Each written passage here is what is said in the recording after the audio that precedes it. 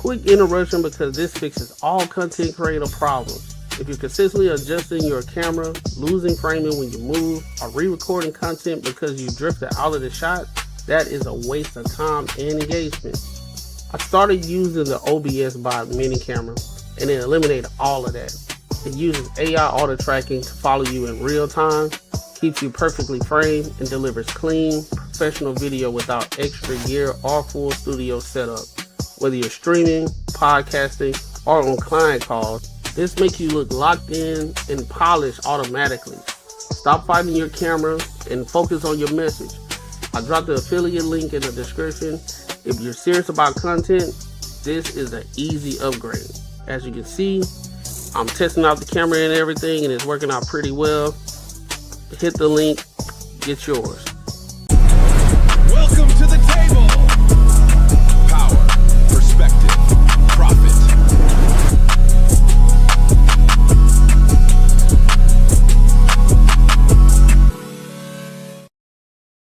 What up, what up, what up? Welcome to another show, one of the dopest shows on YouTube where we talk about everything under the sun as long as we get back to the money, real conversations, and real solutions.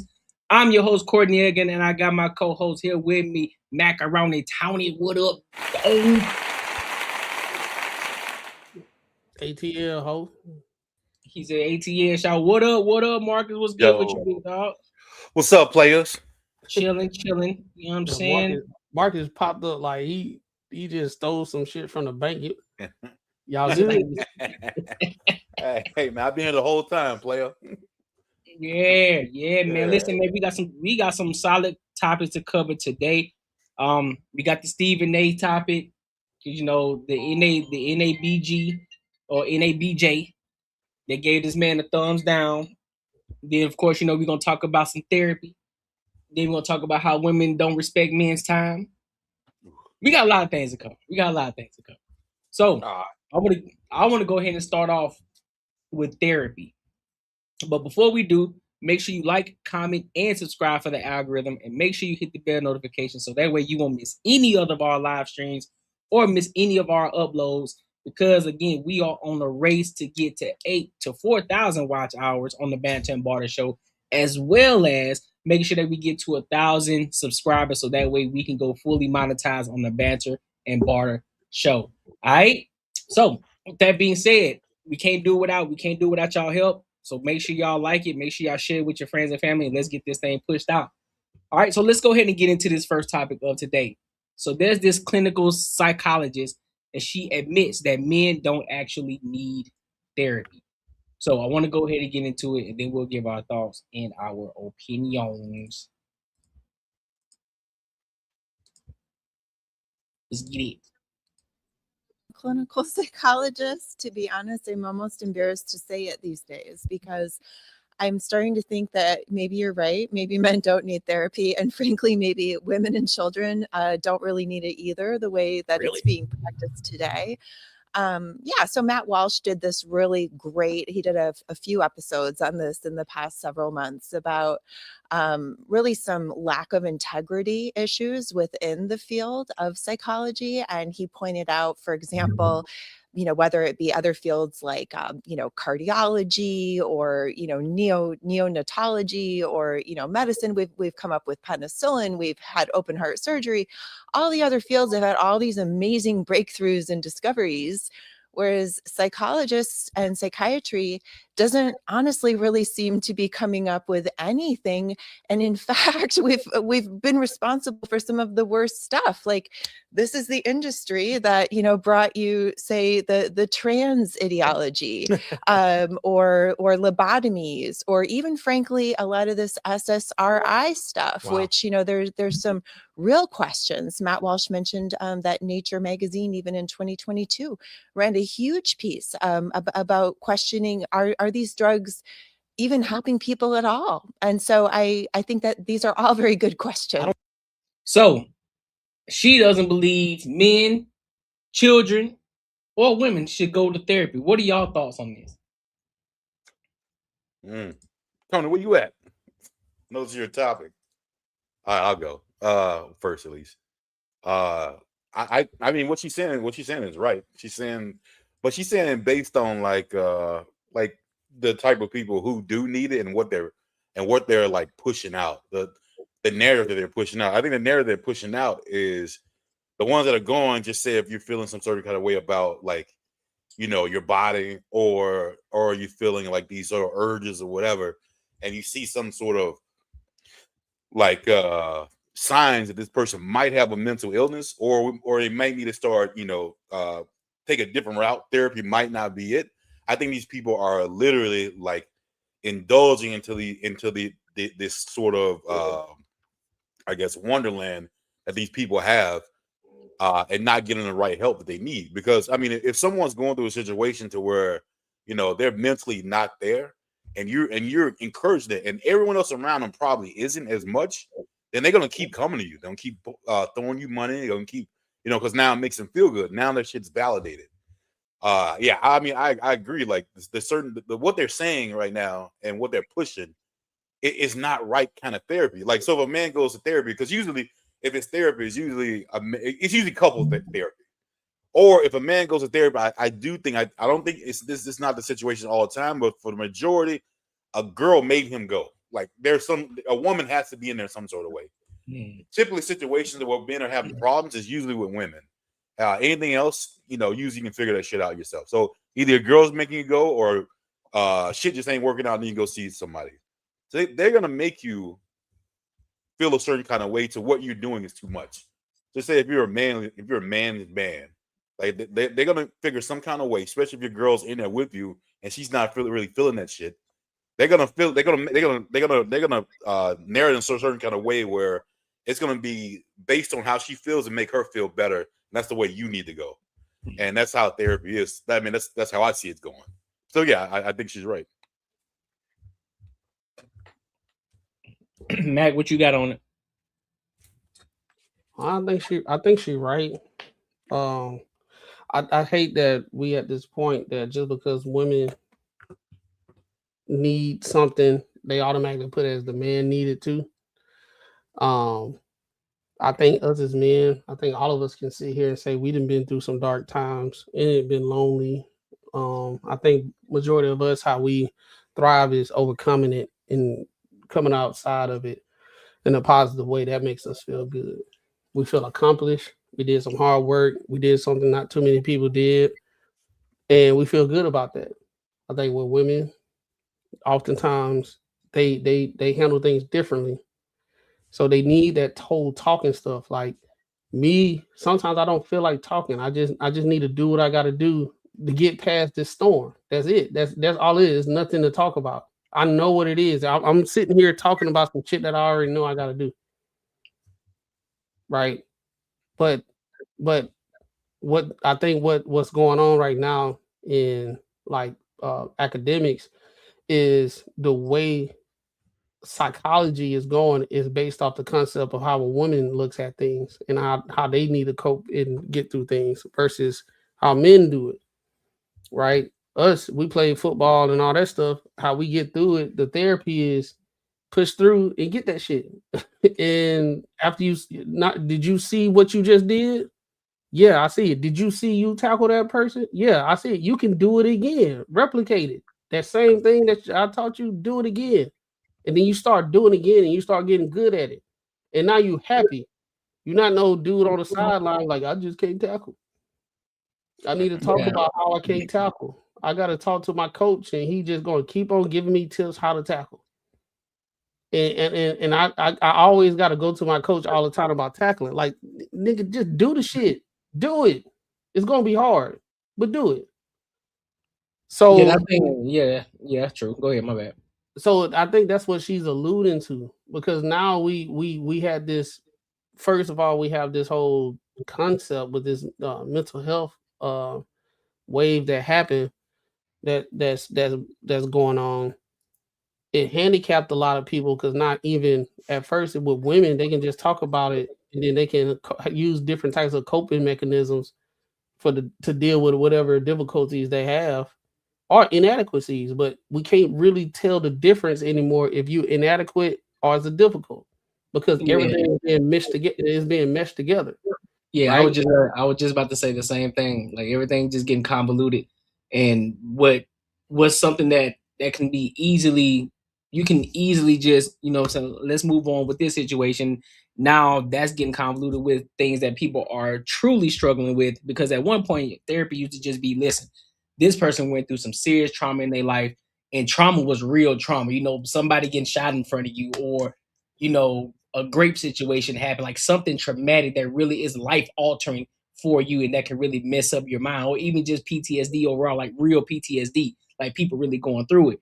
That's what that used to be for. But now we have situations where somebody just got broken up with, and all of a sudden you think you need therapy. No, you don't need therapy. You just need to figure out that you chose wrong and just do better, or just figure out, find a better person. Just get better at it is what you're doing. And just kind of how you mentioned with sports, we all played sports, so we understand where we were trash at, and we understand what we were good at. And of course, we'll get that chewing out by coach, and then we just operate. We get better.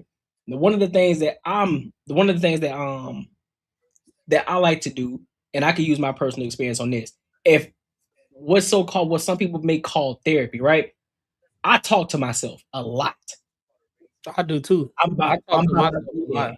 I mind things. Right. I mind things Out out by loud. myself all the time. Oh yeah, out if someone loud. was in the room with me, they'd think I'm crazy. Facts. Yeah, I no, mind things out, bro. My brother didn't walked in one time, and I'm sitting here talking to myself, and it didn't got normal now, because he understand the method of what I'm doing. It's not me just talking to myself. I'm talking to some random person in the room. I'm constantly trying to better myself. And when I try to verbalize things, because I'm from Mobile, Alabama, also I'm a man. So usually we don't talk. We really just do. But I work in corporate America. I had to work on myself being able to verbalize things and be able to have the charisma, have the verbiage that I can actually, like, I'll be in these corporate meetings. I have to deconstruct stuff and summarize it in a way that everybody can hear it and digest it. So I always try to, like, if I'm in a situation, how would I go about saying it? And I redo it. I ain't gonna lie. I'd be like, damn, that took too long for me to get to the point. I need to redo it. So if I am in this situation, is way more concise. Right. So, like, this whole therapy situation, I think, like I said, I think it's a few men that need to go through therapy, and that's real trauma, like what Courtney said.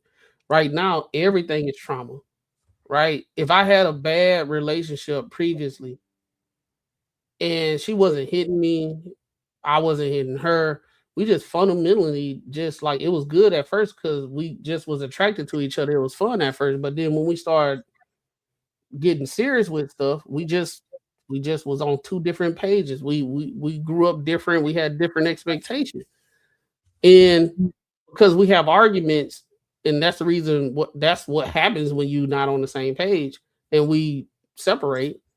That's not freaking trauma. That's just, you met somebody, it didn't work out, keep on going. But now, what I do believe, a lot of times with women in relationships, they deal with one or two guys that fit the archetype of the BS that they talk about on social media on a day-to-day basis, and they apply it to everybody. They had one guy that treated them like shit. Not all men treat women like shit, because we heard other women say that men treat women like shit.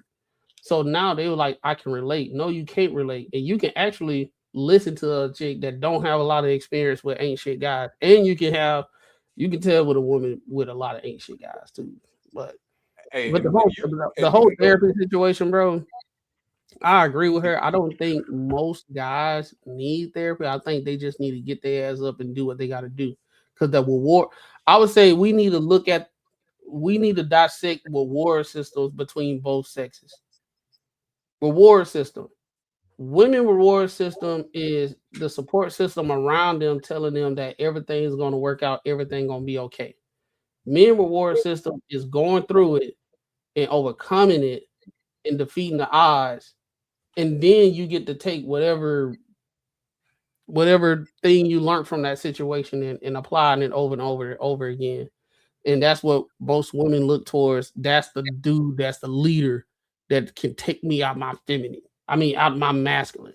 You don't know what that dude went through to get to the point where he at. He had to deal with those difficult situations and come on top of it, and now he practicing it. So that's what y'all attracted to. But what women like to try to do these days is you can just become it. It just you either got the juice or not. And it don't work like that. Character development. You have to go through it. If you don't, then you just on some BS and you're gonna be on the victimhood train for the rest of your life. Yeah, the men need to start being men. Like you can't. I don't know how the way to say this, but like you, all the situation. I mean, you got to believe in yourself and what you're saying is right, and how you're moving is right. Like for example, when I was younger, I mean like my early 30s, I was dating this girl, whatever. And like one of the reasons that popped up, we lived together and everything. One of the reasons that popped up that we should go separate ways is because I didn't graduate college, right? So that was like one of her things. She said that was a big deal. She couldn't see herself being a dude who didn't graduate college, and and at this time I'm making more money than she is. So I mean, it is what it is. But that was her thing, and I literally was about to do that shit too. I was like going to like fucking counselors and shit, about to go to college, and it ain't nothing wrong with that, but I was gonna do it for the wrong reason, and then I was gonna do some other shit for the wrong reason I would have never used just to get a degree just to be with this chick, which is fucking stupid. Like I mean, so like in certain situations you can't like let some girl talk you into some shit that makes really zero fucking sense. Like it just doesn't make it. Like a lot of situations just don't make no goddamn sense.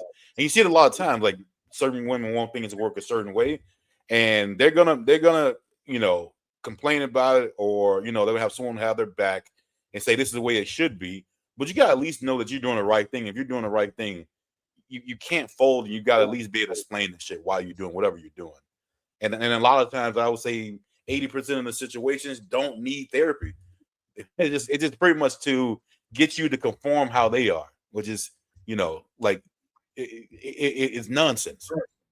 It's just another way. It's just another way for them to control the situation. I think it was a while back. I did a reaction video to it, and there's this woman. She's on there talking about how there's so many men out here who are traumatized and they need to go to therapy. And I was like, you know what? I said that's not necessarily the case. I said that's just another form of women to try to use that as a means to claim that they're better, or use that as a tactic, just like they use their degrees, right? I got my degree, or I'm well educated. Shorty, you got your education in social media studies. Like that's nothing. Nobody cares. That ain't doing nothing for me. And so they try to use therapy as the same award and trophy to hang up over your head, to put them as, like, listen, I'm strong and I'm independent. I can do what it is I want to do. And men who don't go to therapy, they really aren't in tune with themselves. They aren't trying to be better. They aren't trying to evolve. It's like, shorty, you really aren't involving. You really aren't evolving, because most of y'all who go to therapy today, you still are the same exact person. You still are just as crazy before you started going to therapy. And if anything, you're probably more crazy, and you try to use that as a crutch, as the reason to the way that you act already. It's crazy to me. No, and take it a step further. They use it as a weapon to other people, that just because you go to therapy doesn't mean you're healed or nothing like that. Just like you said, you can still be crazy. But what they do is they say, I go to therapy, so you don't go to therapy. So what I'm saying is Bible. Yep. So something wrong with you. So I ain't even gotta make no sense. I can just do this psychobabble shit in word salad, and it don't mean nothing. But if you talking to somebody like me, I'm not all that shit that you like. I say all the time, I'd rather see a sermon than to hear one any day. I'm looking at your outcomes. Nothing has changed. Like you still saying the same shit. Therapy, you shouldn't be in therapy 5 years. Yes, if you are in therapy for 5 years, you're supposed to have something real traumatic that was going on that's gonna follow you for the rest of your life. But if you ain't went through nothing like that and you going to therapy because you just a weird person, then you just a weird person. Embrace that shit. You just weird. and then hey, you probably won't be with nobody, but you be saying some crazy stuff. But and I know who you talking about, Courtney. But I ain't yeah, saying nothing. Said nothing. I ain't I saying know nothing. exactly who you talking about, dog. I know who I you ain't talking saying about. nothing. I know you ain't said nothing, but you ain't got to say nothing for me to know who you talking about. But yeah, man. It's just with the whole therapy thing. I just hate that it's getting weaponized. But there's even more men going to therapy these days than women. A lot of these women, like I say this all the time. Women be riding the coattails of other women. They don't be doing none of the shit that those women be doing. Right? All the women that's going to therapy and they doing the work and everything. Most women that weaponize going to therapy and say that they say men need to go to therapy, they're not going to therapy themselves. They're not, because they think they they're feel they're good. healed. They say they're good. They're healed. Now, take it a step further. You got women out here, right? That's telling men that they need to go to therapy, but they the same women that at 38 years old going to find themselves and they seeking their own counsel how to find themselves. But they ain't doing no work. But men, this is a clear difference between men going to find themselves and whatever, and women. Women go find themselves, they just don't have nobody to talk to. Well, they don't have any, how can I say, restrictions. They can just do whatever they want. That's them finding themselves. I'm gonna just do whatever I want, right? They seeking their own counsel. Men, they actually go dark. You might not see them that year. And then when you see them again the next year, they pop up every now and then, but you see them for a little bit, right? But that next year, they got some motion going on. They got a new job. They got some stuff going on. When you actually having a conversation with them, it's just something a little different from that dude. You're like, dog, bro, you looking healthy, man. What's going on? You good, dog? Yeah, bro, I'm good, bro. This, that, and the third, blah, blah, blah. He ain't saying much. He went dark. He got a mentor. He read some books. He did this. He knew what was wrong with him. And he went and went to go actually get that resolved. Women don't, for example, all right, Marcus, for example, you had a job you absolutely hate. You hate your manager and all that stuff. You've been going at this with this manager for like 3 months now. What's your next step? Find a different job. Okay. Now, what do most women do? Go to HR, complain, do all kinds of other shit, try to get the cat fired, complain. Yeah, they gonna stay there. Yeah. And they gonna sit there and complain about that person. Yeah. They can be there for 3 years and they be like, I hate that bitch. I hate that bitch, Stephanie. I can't stand her ass. I don't gotta copy shit. You don't CC me on nothing. CC your manager. Don't CC me. All that stuff, right? Men, on the other hand, we know what needs to happen. Hey, this is not a conducive environment for me. I'm finna find another job. And I'm just finna, what it is, quiet quitting. That's what they're gonna do. And then when they get the job, they're gonna dip. Or they be like, man, I gotta get another job. They go out here and see what the requirements of the jobs that they're applying for. Damn, I need to get this certification. All right, bet. I'm finna go in for like 6 months. I gotta deal with this manager for 6 months. Once I get this certification, I'm about to apply and I'm gone. And that's actually what they do. Women, on the other hand, they go to therapy. They talk to their friends. They do all this and they do that. 6 months go by, they ain't did nothing but complain. They ain't put no work in to change their circumstances. Yeah, that's the difference. But guess what? When I get the job and I move on, I feel better. I don't need to go to therapy about the bullshit that happened at my previous job. I ain't got to do that shit. I'm gone. I'm in a better spot. Women on the hood, they still there complaining. Yeah. I mean, I was going to keep this short and then we can move on. But yeah, only thing I'm saying is just don't fall for the okie doke either. Especially a lot of women do use that therapy thing when they do some foul shit and you react. And it's more like, yo, you need therapy because you got anger issues or some shit like that. And it's more like, yo, like you're the one, you know what I mean? Like it's almost like gaslighting. And I see that happen a lot. To say like, you know, if someone actually shows their emotion, then it's like, you know, either it's a negative emotion and You know, like your girl could be all up on your best friend or one of your homies, and then you're gonna show an emotion about that. And then, but in as far as in their eyes, how they trying to portray it is that you might need therapy. You got problems. So I said, yeah, don't get gaslit like that. Y'all know my stance. Men don't need therapy, so I ain't got to speak much. Yeah, that's very much. That's pretty much what everybody said. She cooked in her video, and since we started this motherfucking pod, I done told y'all, and y'all done seen damn near every woman come up here and try to argue me down. If you want to marry a bitch, just say that. If you want a man, that leader that you want, stop sending that man to therapy. Hey, who are the biggest ones to preach that therapy? We see her TikToks. I ain't saying nothing. I ain't saying nothing. I'm not saying nothing. Like, comment, share, subscribe.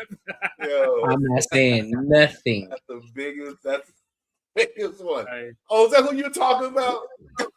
I didn't say nothing. I didn't say anything. I didn't say nothing at all. Hey, you in your own world with that one, Playboy. I just put that 2 and 2 together. I ain't say nothing. Make sure you like, comment, and subscribe for the algorithm. Make sure you hit the bell notification. Make sure you tap into the super chat for Marcus Chicken Fun Wing. You know what I'm saying? Chicken Wing Fun. Yeah, we need to boost that up. Let's go to this next topic, bro. Let's go to this next topic. So this lady, she said that she went on a date with this man, but here's the plot. She was late 40 minutes. And the question is, was he wrong for the way that he behaved and act because she was 40 minutes late? But let's get the context of the video and then we'll give our thoughts and our opinion. 40 minutes? God damn. All the time, like how men would talk. Okay. Yes. So we was going to a baseball game, right? And I let him know I was running late. Don't leave your house yet. He lives closer. I was like, don't leave your house yet. I'm running late, blah, blah, blah, blah. So we met to get some like food and drinks first, right across the street at like Stony River or something like that.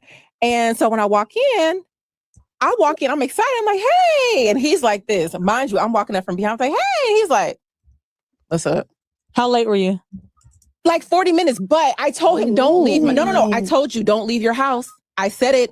He was still at home when I told him I'm running late. Don't leave. Wait, I don't know if I'm on your side yet. Keep going. Keep going. Yeah, I don't know if I'm on your side either. 40's a lot. If we were supposed, no.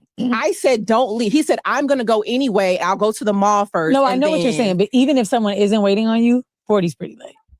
But it's not late if you left later when I told you to leave. No, because your date was a certain time, right? Yeah. No, he said we're going to meet at like 6:30. And I was like, well, listen, don't leave your house because I'm running late. So he's like, don't worry about it. I'm going to go walk around the mall. But you know how far he is from the place and all that? And he had time to stay home. That's my point. Like, why would you go subject yourself to that?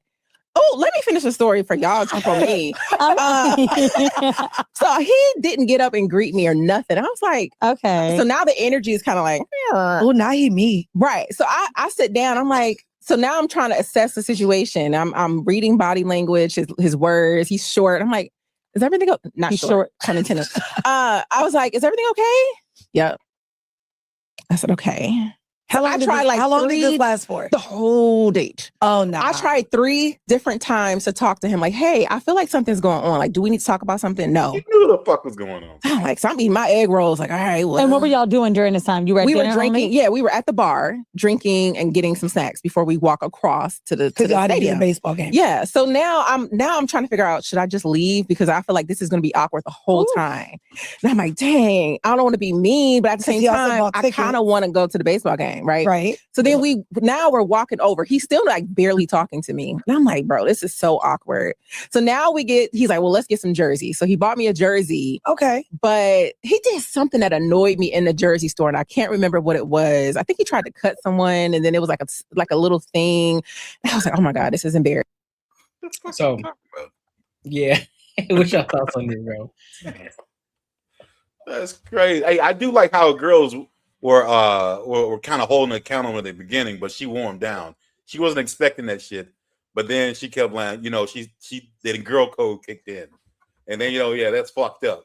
She knew in the whole beginning what it was. You 40 minutes late, you know why motherfucker man.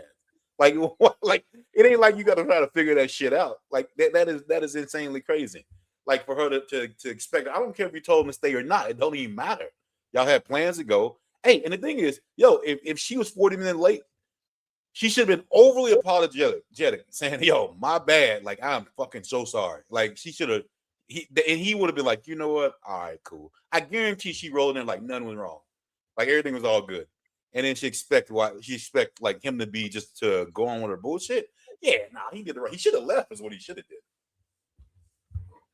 did. I think she First, go ahead. Oh, so for me, it's something I used to say, and then even the Godfather said it, and I was like, damn, real men really do be in alignment.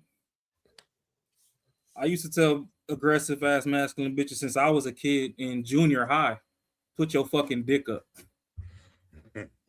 Shit. All this was to me is a my dick bigger than yours competition. How I invite you out on a date and you trying to tell me what time I'm supposed to bust a move. Right. And if he listened to that, if he acquiesced to that, I mean, that's on him.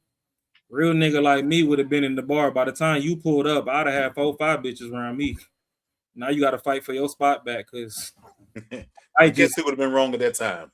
I might just adjust who can get this ticket to come to this game with me. Then I still meet up with you. We get some pregame and shit out the way. I go to buy you merch with my money and you got the nerve to get an attitude saying something I did piss you the fuck off?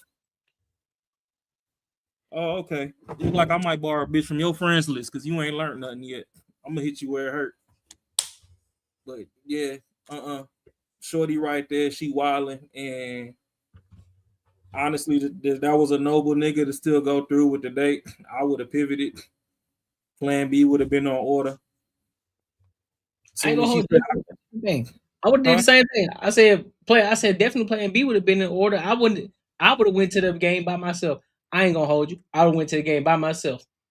Oh no, I done went to the bar and I'll be like, "Ooh, you looking real good." And the first shorty that showed a glimpse of femininity for the night, hey, you want to go to this game? I got an extra ticket. And the way I would have had it all up on my Instagram story, you would have been sick. Because ain't no way, like, I gave you the time way before this night was planned. Now the night get here and it's, oh, I'm running late. Don't leave your house. Who the fuck is you telling me when to leave my shit? Like, what part of the game is that? I'm taking you out. I still try to be a noble citizen and buy you something. You got an attitude with something that happened. You are in no position to have no attitude the rest of this night. At all. At all. You came late. You should have packed the knee pads in your purse. You should have known it was going to be a long night. Some throat lozenges and some knee pads should have been why you was late. Came bearing gifts, everything. Because the first rule of thumb is you should be there waiting on me before I get there. If I tell you what time to be there, especially if I'm not picking you up and I'm meeting you there, you should already be there waiting on me to get there. If anybody gonna be late, it's gonna be me. You should be there before. You should be there before I even said the time. If I tell you 8 o'clock, you should be there by no later than 7:45, waiting on me. So nah, you slack, you bugging. And to sit up here and get an attitude, like you said, Rob, just sit up here and get an attitude about something I did when I was getting the jersey. First of all, I'm already pissed. So he already pissed overall. So it shouldn't even matter what he do at this point. Because you done already messed up the dynamic of the date already by being 40 minutes late. He might give you grace. Maybe some men may give you grace at 5 minutes. But 40 minutes? No, see, now you don't value my time at all. Matter of fact, you have the lack of respect for me at all. 40 minutes late? Nah, fam. Where they do that at? You fired at the job if you 40 minutes late. So, nah, I'm good. Yeah. Start holding, fellas. Keep holding the line. Continue, keep your standards high, and start holding them accountable when they do things wrong. I don't care how good they look. They can look good in the dress. They can be nope. Hold them accountable. So therefore, they start understanding like men aren't playing any games anymore, bro. You know what? Right before Matt go, I hate to promote toxicity, but this is where sometimes you just got to be a toxic nigga. Keep you a fave 5 like it's MySpace. And let them bitches know that they spots is adjustable. If she was promoted to #1, if she was the flavor of the week, she just fell back down to 5. You gotta work your way back up. Cause ain't no way. Like women steady acting like they some prize. Y'all ain't no motherfucking prize. We gotta find y'all and put y'all up. That ain't no prize. Y'all a fucking burden. If we gonna keep it 100, we just love y'all. But if we gonna rip the band-aid off, y'all more of a burden than a prize. Because a lot of y'all like to be professionally lazy. Y'all get put up in the house and, oh my God, I don't like to clean. We need some cleaners. Y'all had kids. Oh, I need a net. Bitch, what is you good for? Like, let's keep it a beam. Like, we know why we like you, and we know what you good for us. But let's face it, at the end of the day, a lot of y'all, the way y'all move, the way y'all talk, the way y'all let the social media fucking knock them BDBs up on the back of your neck and your head, it don't look appetizing to nobody. And that's why motherfuckers is going across the street and getting bitches over there and getting their passport and all this extra stuff. Because it's women that, I mean, I know y'all gonna advocate for y'all feminism and stuff nowadays, but it's women that were in 40, 50-year relationships and they tell you after year 5, I did not like this nigga at all. I hated him breathing. They still did their duty. The same way some of y'all don't like y'all jobs, but y'all still clock in because y'all got bills to pay. Relationships is just fucking fulfilling duty at the end of the day. Just sometimes we like y'all a little more than we like the duties, and that's where you get the happy relationships. But at the end of the day, we just fulfilling the baseline. And a lot of y'all don't even want to fulfill the baseline. Y'all let Cardi tell y'all that she don't cook and clean or whatever in the song, but every time you get on the internet, she in the kitchen. She don't even let her own kids listen to her shit. But y'all over here doing TikToks with your 3-year-old twerking in the diaper. But hey, I digress. Max still ain't talked yet, so let me shut the fuck up. Hey, I commented on this video, bro, and I said I bet it was more than 40. Oh yeah, they went in the comments. That's why I was going through them. Nah, it's more than 40. And when I commented, it was like 7 likes on this video. And I was just scrolling. I was like, man, I bet it's more than 40. Boy, shit been going live all day. But because dudes have been in that situation before, bro. Like, I guarantee you, through the whole video, she never said the reason why she was late. She never said it. But I'm gonna for the love of the game. I'm gonna tell you right now, men, y'all gotta get better with y'all discernment with women that like you or not, bro. That chick did not like him, bro. She was there to have a good time and everything. She didn't take him serious. There's no way that you're gonna take somebody that you taking serious, you're gonna be 40 minutes late. Let's say 40. First of all, you gotta tack on more time, because if a woman admit that anytime, I was done but like 20 minutes late. I was 20 minutes late. I'm gonna tack on about 20 more minutes. For her to say 40, that means it was longer, because if you listen to the video, she was like, hey, don't leave. Don't get there because I'm gonna be late. She was 40 minutes late. So if he got the word of that she was gonna be that late, and everything worked out how she said it, and she showed up and everything's supposed to be good, and he's still mad, she was way later than 40 minutes, bro. And another thing, women like to say that, hey, they love reservations. Imagine if he would have got a reservation and you 40 minutes late. You know what I'm saying? But as you can see, just like what y'all said, the sisterhood, you can see the breakdown of questions. They stopped. Men would have asked more questions. Hold on. You was 40. You was 40. Was it reservations? But as you saw, she kept trying to skip over it, trying to hurry up and get to the point of where she got irritated. Yeah. She tried to hurry up to get to that. But at that point in time, if you put the variable, he probably feel like, oh, look, I already got stuff going on. This probably be the last time I see him. Just whatever. I don't give a damn how she feel about whatever, however I move, because like she ain't taking me serious. So now she irritated. But y'all gotta really like don't be taking girls out buying them jerseys and going to the game and all that stuff. If she don't do that until you can tell that she really rock with you, bro.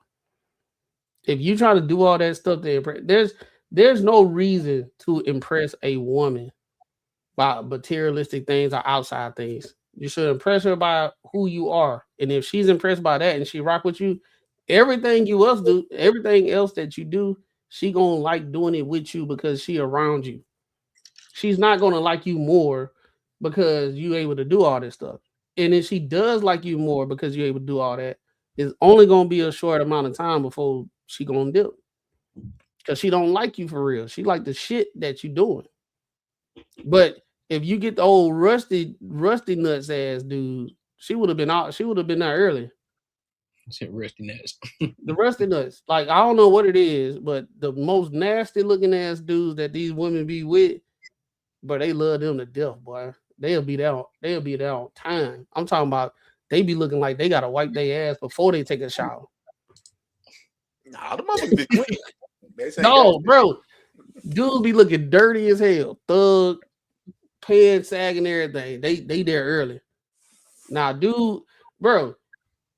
Honestly, because I'm mean. I done been told that I'm mean when it comes to like dating and all that stuff.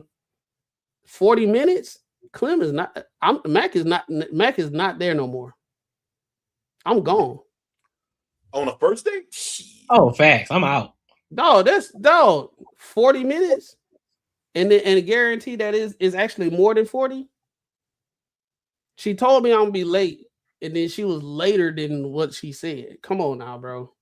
But like I said, I think he was mad, but when she came in there like it was all good, I think that's when that's the icing on the cake right there. It's like you ain't gonna even acknowledge that you 40 minutes late. Shit, you crazy. 40 minutes late. You should have said drinks on me. Listen, don't worry about it. I got these next 2 rounds right here. Don't worry. Like you should have came that bitch apologize. I got the food. That'll change my mind. If she was 40 minutes late and she came in, I'm so sorry. Don't worry about it. I got the food. I got the first round of drinks. That's on me. That's my bad. I would have been like, all right. I still would have been feeling some type of way, but I'm like, well, she did do this. Okay, cool. We can. Okay, she understand that she messed up. She came in that thing like ain't nothing wrong because she was trying to tell them, hey, don't count that I'm late. Count that I'm late, and I told him don't leave the house because I'm late. And he left the house. like that was the problem because he left the fucking house. and he said that he's supposed to go against his values because he probably a guy who's punctual. So he's like, nah, I'm gonna go to the bar. I'm gonna just go kick it anyway. I'm around an environment anyway, so I'm gonna have a couple of drinks. So I'm gonna sit at the house for and wait for you. Nah, I'm gonna go kick it. Grab me a spot so I can just sit back and chill. My whole thing is, what are you doing to be 40 minutes late? There's no way you was getting ready. That can't be it because if you know how long it takes you to get ready. Hey, put it back on the screen real quick. So there's no way. She got big ass hands too, bro. That's what I'm gonna tell you that. Hey yo, chill out. She got big ass hands. Chill out. She got big ass hands. Look at that. She don't even feel like she wear that much makeup to be 40 minutes late. Exactly. That's what I'm saying. So if you 40 minutes late, you do not like that dude, bro. You do not like that guy. She was there to have a good time, and she was gonna do that whole. It was nice kicking it with you. See you later. That would have been it. It was a loss. It was an L each way. Amen. Men that's watching, don't let no chick waste your time, bro. If she not right, she's giving you the flags that you need to acknowledge right then and there. Right then and there, 40 minutes late on the first date, and you telling me don't leave because you late, and then I guarantee that she showed up way later than 40 minutes, bro. That's the reason why he was mad. Because, all right, I give you grace. I'm about to dip a little later. You still later than the 40 minutes, and you walked in. Hey, oh, you mad? Right? Why? No, you're not mad, are you? You're not mad, problem, bro. This is why they say the men need therapy, because that dude is trying everything he can to cage the spirit of Ike. Like, Shit, you I know, would have been gone, bro. he I would have been gone. controlling Dr. Jekyll right now. He containing the Incredible Hulk. Ain't no reason why he shouldn't take it to the back alley and tune up. Nah, I'm just I would have been gone. After the 20-minute mark, I would have been gone. If you or anybody you know is suffering from DV, call the hotline. I don't promote that shit on here. I feel like this. I am in Atlanta, and I understand shit happens in Atlanta. 20 minutes, bet. After that, a whole nother 20 minutes, and then another 20 minutes. Dog, my thing is, lose my number, and then they'll call us sassy for doing that, right? Hey, women, since y'all not really in the chat right now, after this show gets posted back up, I got a question for y'all, and we might just clip this up and ask it on TikTok and stuff like that too. When y'all are late like this, and the man still is an honorable citizen of society and still buy you shit, you got souvenirs and everything, and then she still got mad. Do you or do you not owe him some ass? Just a question. You done lost them now. Just a question. You done lost them now. They'll be with you till that. It's just a question. I mean, you know, because I could have picked this up from the bar and I could have bought her a bracelet and got some in the parking lot. They gonna say, I got you a jersey and you was mad. You know, like, yeah, she was late and everything. It was bad.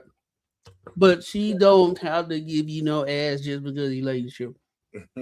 Nah, I bought you a jersey. I need 8 attachments with that jersey on.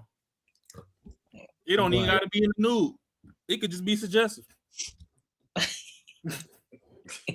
Put a scrunchie on the back and have it all tight. Let me see the curves in the jersey. That's crazy. Hey, with them big ass hands, she should have had a big ass watch. She should have been on that time. Yo. You wildin' with the hands, my boy. Did you see her hands? Hey, nope, I ain't look. Big ass mitts. Them joints is huge, bro.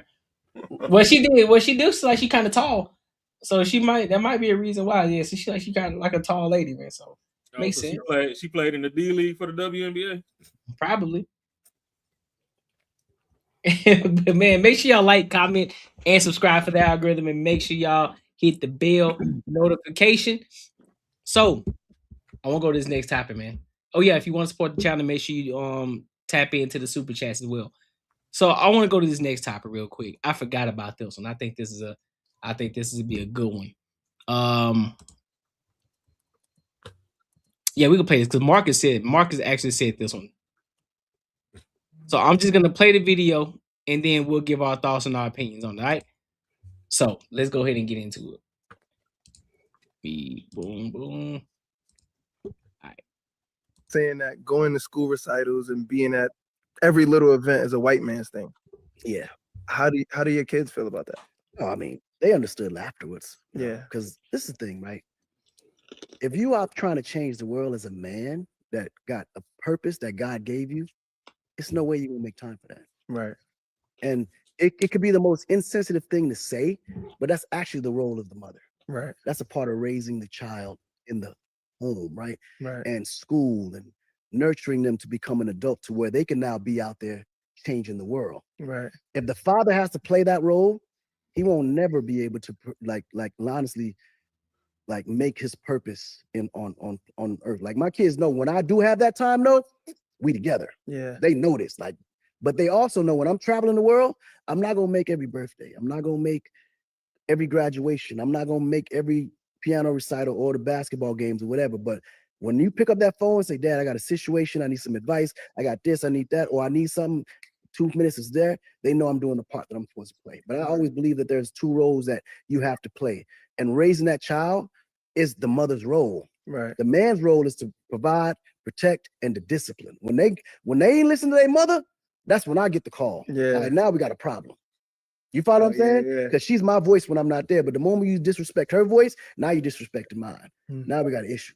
Yeah. So it's certain roles. But what happens is America specifically and certain parts of Europe, they kind of demasculate the man to the point where he feels like he has to play roles that feminists play. So now The son don't even respect the dad like that because his strength ain't strong. Like he just like his position ain't strong because there's layers there that kind of make him soft. And I hate to say it that way. Maybe I'm not pronouncing it or explaining it right, but there has to be a role where the man's fist is ironclad, and the woman's touch is soft as cotton. Right. And you have to be able to distinguish those two. That's so you can't say, okay, because my dad wasn't there, that he ain't doing his part. Because guess what? If he wasn't doing his part, you wouldn't even be in a position for him to be there. You understand what I'm saying? Yeah. So I just had to make that super, super clear. First of all, I just gotta throw this one out here. A bald head with no facial hair is wild work. I just gotta throw that out. Yeah, you just got a dope ass beard. You got no hair. but what do y'all? But what are y'all thoughts on it? Do y'all agree with what he just said, or do y'all disagree? I agree. I 100% agree. I think a lot of women. I think in today how people are these days. I think just like what we talking about therapy and all that stuff, it's like a woman kind of mindset of how things goes. It's an unrealistic expectation for a man to go out there and conquer the world and at the same time have just as much time as she has with the kids. There's no way it's going to happen. Like my dad, he was a tugboat pilot and he was gone for 20 days and he was home for 10. And just like what he was saying, my dad was Superman to me because he was out there facing whatever stuff that I don't even know. And he came back home as a man and everything was still intact. My mom was there taking care of us. She also did have a job as well, but she was there. You know what I'm saying? So exactly, I can resonate 100% with what he's saying because that's how I was raised. There's no way a man can provide the lifestyle that most of these women say that they want, and it just falls in their lap, and they can just do men just doing whatever they want. It's going to take some sacrifices and some time away from the family to get to wherever it means for you to have the lifestyle that y'all say that y'all want. He's not finna get that by sitting at the house. Oftentimes, I think a lot of women look at the men that are successful, but they not looking at the situation where I was saying when those men had those periods that they went dark. To fix themselves and do whatever they got to do to be that man. It took some time to get there. They always looking at the finish line, not the process to get to there. So if I'm 32 years old and I'm still in the midst of creating this empire, you know what I'm saying? It's going to take me at least about 5, 6 more 7 years to get to a point where I'm just kicking it and I can be around the kids. But hey, the kids in college now. You know what I'm saying? So it's not a logical perspective where a lot of women have. It's going to take some sacrifice, and you just got to be the person that understands the sacrifice that's being made. Yeah, it's for something like this to work, it would take a special kind of woman, like a woman who is aligned with with what you're doing. She can't be one of those ones that just like listens to her friends. It just has to be like wants you to be in the mix, want to be 50-50 type shit. Like she got to understand that, yo, like I got to take the majority of this stuff and run with it. And I don't mean to diminish it at all that bad, but it ain't that hard though. Like it ain't that hard. It's not that much of a sacrifice. If a dude is out there doing the type of shit he's talking about, like making money, just like if you're talking about like a blue collar worker, like someone like Mac was saying, like on a tugboat, they make pretty good money. You got a pretty good living. Like you live pretty good. If you doing, or you like, you know, one of those crab fishermen that go out for 3 months, 3-4 months, then you come back for 2 months. Like they got to be able to hold that shit down to understand you're doing some great stuff and providing like a real good lifestyle that maybe that person wasn't able to do. Because a lot of times, especially like if you're talking about a crab, like someone who does like just say crab fishing, that type of person is probably not going to be in corporate America. But he's making way more money than motherfuckers there in corporate America. And like, you know what I'm saying? Like now he's providing like generational wealth. So, you know, with all that money the cat's making, you don't know what sort of business you can open up with that. You just got to be aligned with it. But I know I 100% agree with what he was saying. I wanted to find another clip. It was another dude that was responding to it, and his comments were crazy because it was definitely a real feminine, like like reaction saying like pretty much what he was saying was wrong, and that kids do need the dad at pretty much every recital because they missed his recitals and all types of shit like that. But I'm like, bro, I sent a response and like, yo, like the person that grows up that you're talking about is gonna work for his kids. Like, so if you can raise your kids to be, they don't have to be soft and have to be like needy all the time. I understand that's what a lot of people want, but that's not always necessary. Yeah, in my opinion, Akon's right. If you're gonna be a upstanding man of society that actually builds something and leaves a strong legacy and presence behind, you not gonna get the luxury of that day-to-day father figure Disney dream that they sell motherfuckers. Like, that's the whole point of being a strong man with a good, Courtney's favorite word, foundation, is you're supposed to have a woman that don't think that she's some bum ass prize, that knows that she is a helpmate, knows that y'all supposed to, lock in at the war room sometimes after dark, and she's supposed to get the blueprint from you, and she should be able to execute on the things that you put in place. So the women supposed to raise the kids while you go out and fight the wars and whatever. You can't be everywhere all the time.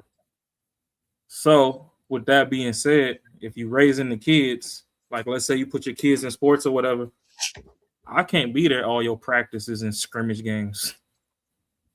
But when that season starts and then you got them key games, then yeah, daddy gonna be like that crack to your system.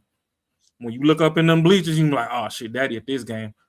If let's say it's football, shit, break somebody collarbone that day. Like, your hype man is here. Like, you know what I mean? All them little small games, preseason, all that shit don't matter.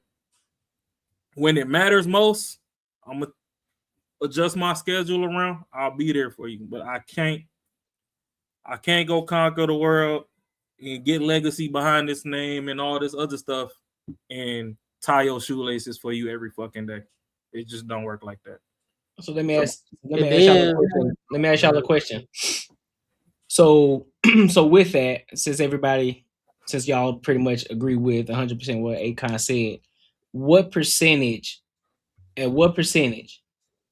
should the father be there of their child's life growing up? Well, coming up now, we're not talking about adulthood. We talking about as a kid, going, what recitals, games, all that stuff. So at what percentage should they be there if you had to put a number behind it? If I had to do it, it had to be between 37 and 40. Because it's like you attempting to be there. So there's like that 10% you're not going to, even though you're attempting to do the 50, for 50%. Because this is the same reason women be divorcing their men, because they say they feel like the man got complacent. Well, if I put more stuff in place for me to make more money, that's less time I'm gonna see for my kids. So now I'm not complacent because I'm doing this, but now I need to figure out things in order to be. I need to continue to not be complacent, but at the same time be a magician and still find time to be with my kids all the time. That's just not realistic. So if I become complacent and I'm good where I'm at, so I can spend time with my kids, she look at it as I done got complacent and I'm not striving for better. So that's why I said between the 37 and 40, you know what I'm saying? Because if we in this together, you understand the reason why I'm at the 37 and 40. And basically what I'm saying, I'm giving it to you to give it to my kids when I am not there. Because we align with how this household is supposed to go. But if we're not aligned how this household is supposed to go, then that 37 to 40% sounds bad. Because you want to be on your own time about things and you have your expectation of how things going to go, right? That's the reason why that whole what it is, what women say these days, partner, the partner. That's when that logic breaks down right there, because we're partners, so we're supposed to be in it 100% together. But right, if it was partner of like how I just explained it, cool. But in their mind, partner is I'm my own entity, you're your own entity. We in this together, but I'm my own. It ain't gonna work like that if I'm out here conquering the world to meet your expectation of how our living condition is supposed to be, but I'm at home all the time. It's just not gonna work. Yeah, like yeah, no, that just pretty much what you just said. 100% agree. I think it's probably, I would say 30, between 30 and 40%. But I would say but the woman is a key factor in that whole scenario, because I've seen two types of shit that happen. I've seen one of my like best friends growing up. His dad's a truck driver, and his mom, like what I can tell, held it down. You know what I mean? Like he wanted to be exactly like his pops, like, but his dad was gone a lot. I think he was probably back at home on the weekends, maybe every couple of months, and then like I said, like he wasn't there a lot, but like he like picked up his dad's work ethic, and now they own a company together, and like like I said, respects the shit out of his father. Didn't see him a lot, but then you go in another situation. But what I'm trying to say is the mom was at home. If there was any sort of situation to say, like, if just say if he was like, why is dad not here a lot? She would definitely have his back to let the kid understand why he wasn't here, why he wasn't there. She wasn't bashing him. She wasn't doing shit like that.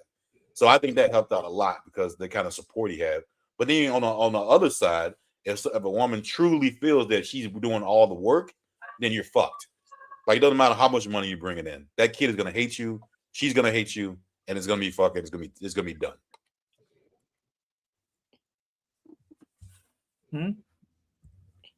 Robert, what you think, Raw? What percentage you think? Run a question from the top. What percentage? No, so I was saying based off of what Akon said, what percentage do you believe that the father should be there? At what percent? If you had to put a number behind it. Put a physical monetary figure on presence. Yeah.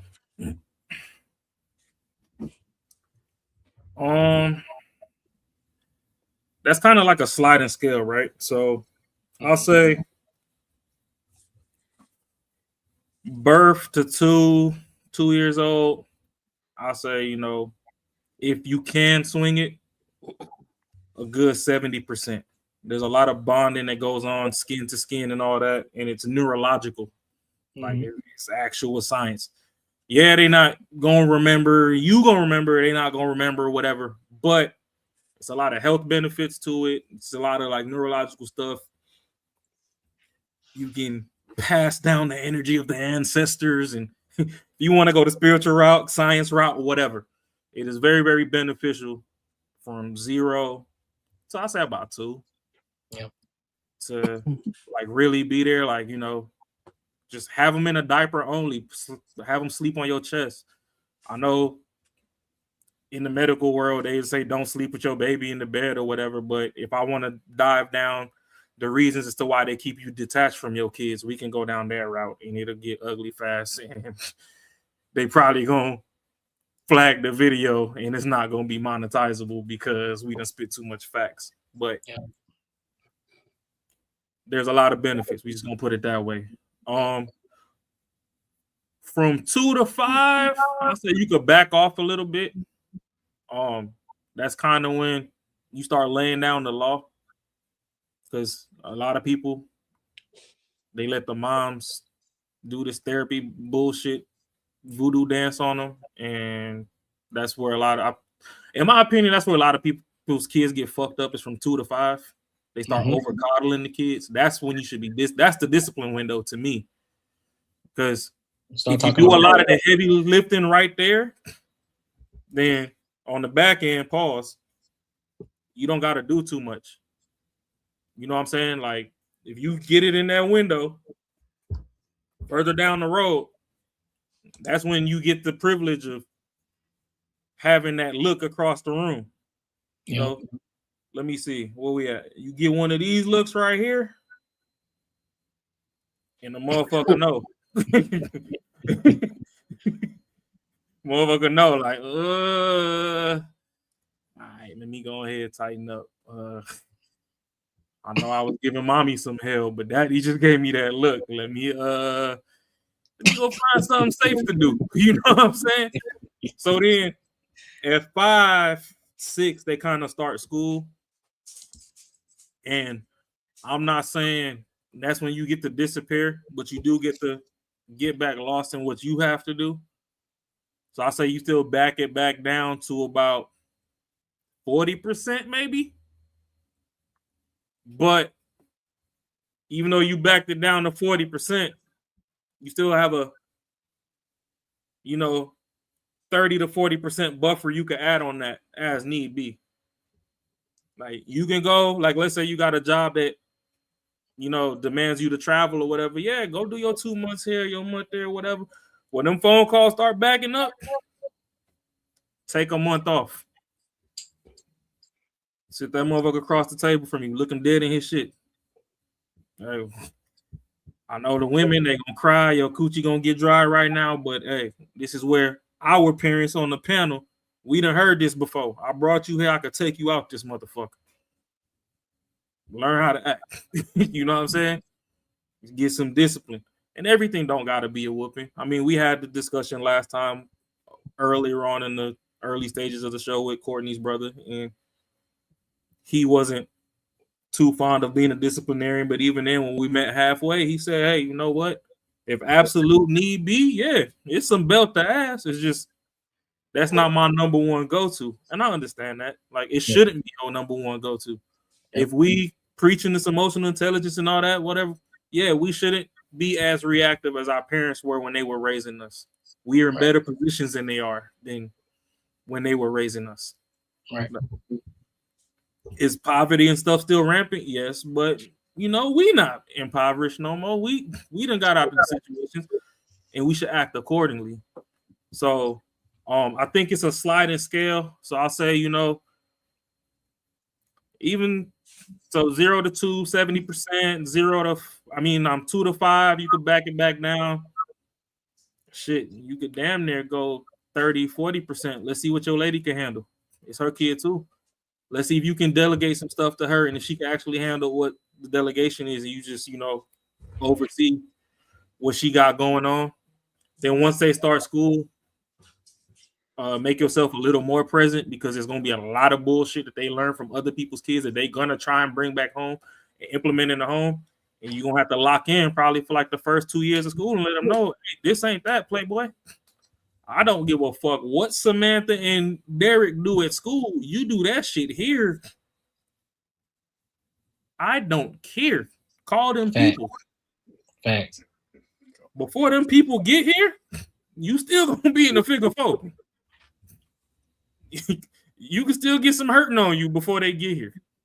And honestly, I got a friend. He was raised by a foster mother, and she was a single mom to a bunch of foster kids. But I done seen the cops get called on a couple of the kids that she was fostering before, and the cops let her whoop them kids' ass in their presence. Facts. There you go. Just because you think, law enforcement, not, go ahead, call them cops. Some of them cops, they got head on their shoulders too. I know it's common to say fuck the police, and don't get me wrong, I'm a retired hood nigga. I spit that trope too, because on a general scale, the larger 70% of them, they don't do what we expect them to do as upstanding humans. But at the end of the day, they are still human.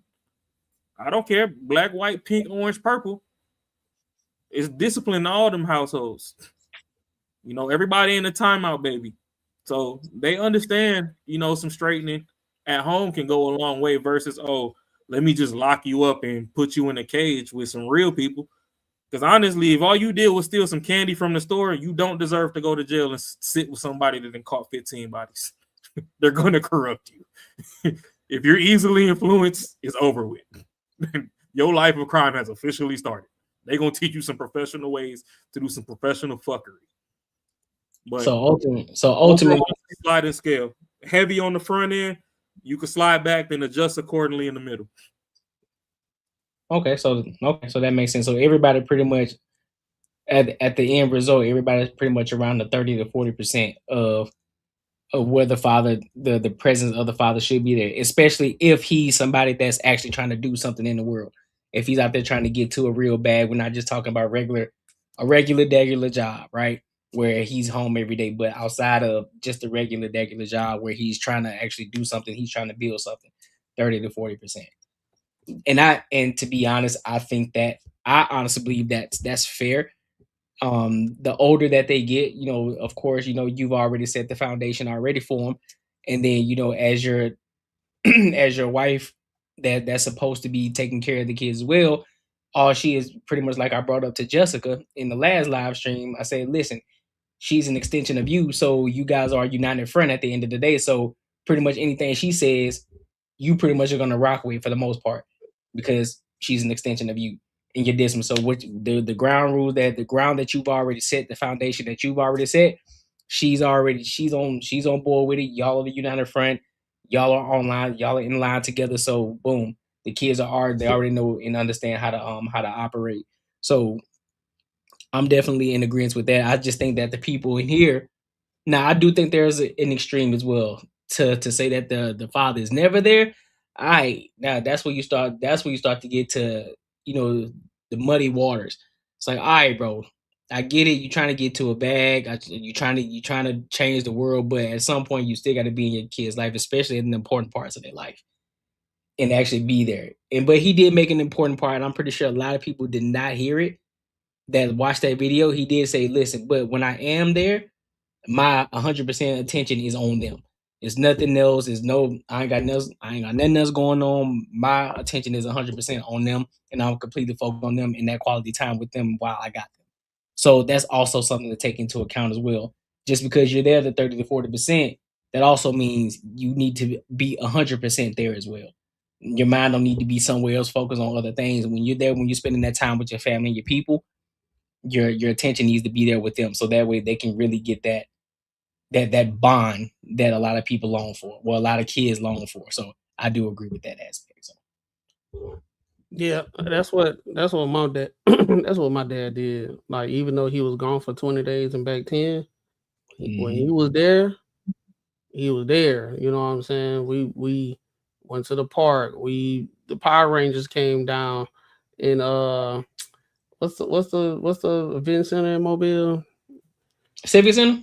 Yeah, the Civic Center. Power Rangers came down. My dad got me and my brother. We down there with me and my cousins. We all going crazy. You know what I'm saying? We went to Godfather Pizza. We did everything. We did everything when he was there. But those times when he out there, fighting the world and everything, we just knew dad out there doing the impossible. Yeah. And when he come home, we get to kick it. But like I said, sacrifices. You got to do that. It's unrealistic to expect a man to be there 100% of the time and have to look at all his stuff, what he got to do in order to make his family thrive, and think he got to be there 100% of the time. And your life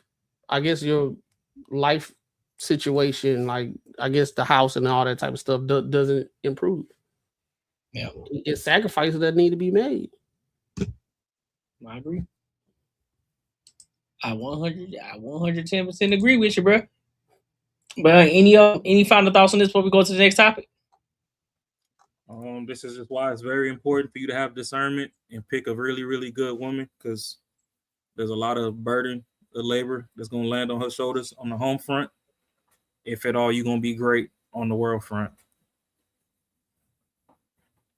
And communicate it too, fellas. Don't be afraid to communicate it too. Whatever you got going on, if you haven't embarked on that journey of becoming great, and you have, or if you already in it, communicate that to the woman so she understands as well and understand what she's getting herself into. Because if you're not communicating and you expecting her to get it, a lot of times she's not gonna get it. So you got to let them know up front. Listen, there's going to be moments where I'm not going to be there. There's going to be moments where I got to focus on this in order to get us to where we're trying to go. So you may have to take a little bit more of the load. Are you okay with that? Because if not, then I can say we can make some adjustments. But are you okay with that and understanding where we're trying to go and where I'm trying to get us to? And that's going to be time away from me as well. But you got to understand that you got to be okay with that, because the ultimate goal is where we're trying to get to, but also understand that you're the beneficiary of that success too. So that doesn't go unnoticed. But you got to be willing to let me work. You got to be willing to let me dive into that journey as well. And not become a hindrance, not become an anchor. You need to be the engine as well. You need to also be that second engine that keeps this train running. So yeah. Yeah, make sure y'all like, comment, and subscribe for the algorithm. Make sure y'all hit the bell notification. So let's get into this Stephen A. Smith topic. Yeah, buddy. So the NABJ, the National Association of Black Journalists, gave Stephen A. Smith a thumbs down award.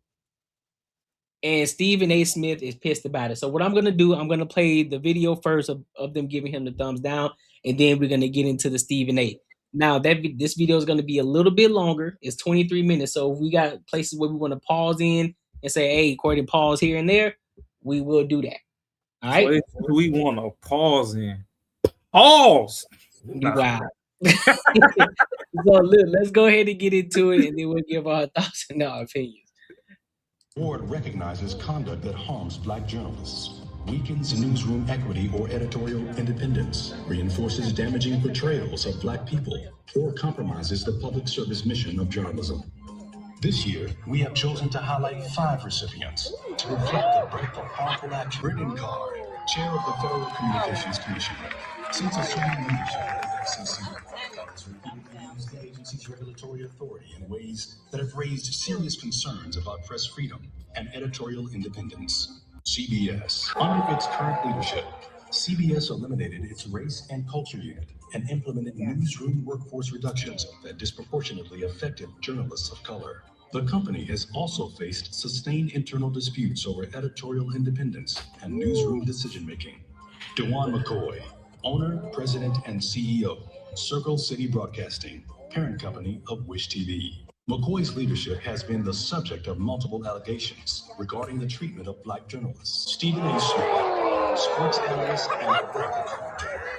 Smith has established the representation of Black women in public discourse and stands in direct conflict with NABJ's long-standing commitment to accurate, responsible, and inclusive portrayals of Black communities. The Washington Post implemented layoffs and newsroom restructuring that disproportionately affected Black and other journalists of color. So to everyone whose name was called tonight, hear this award for what I believe it should be. Not simply a thumbs down, but a call to do better. The door is open.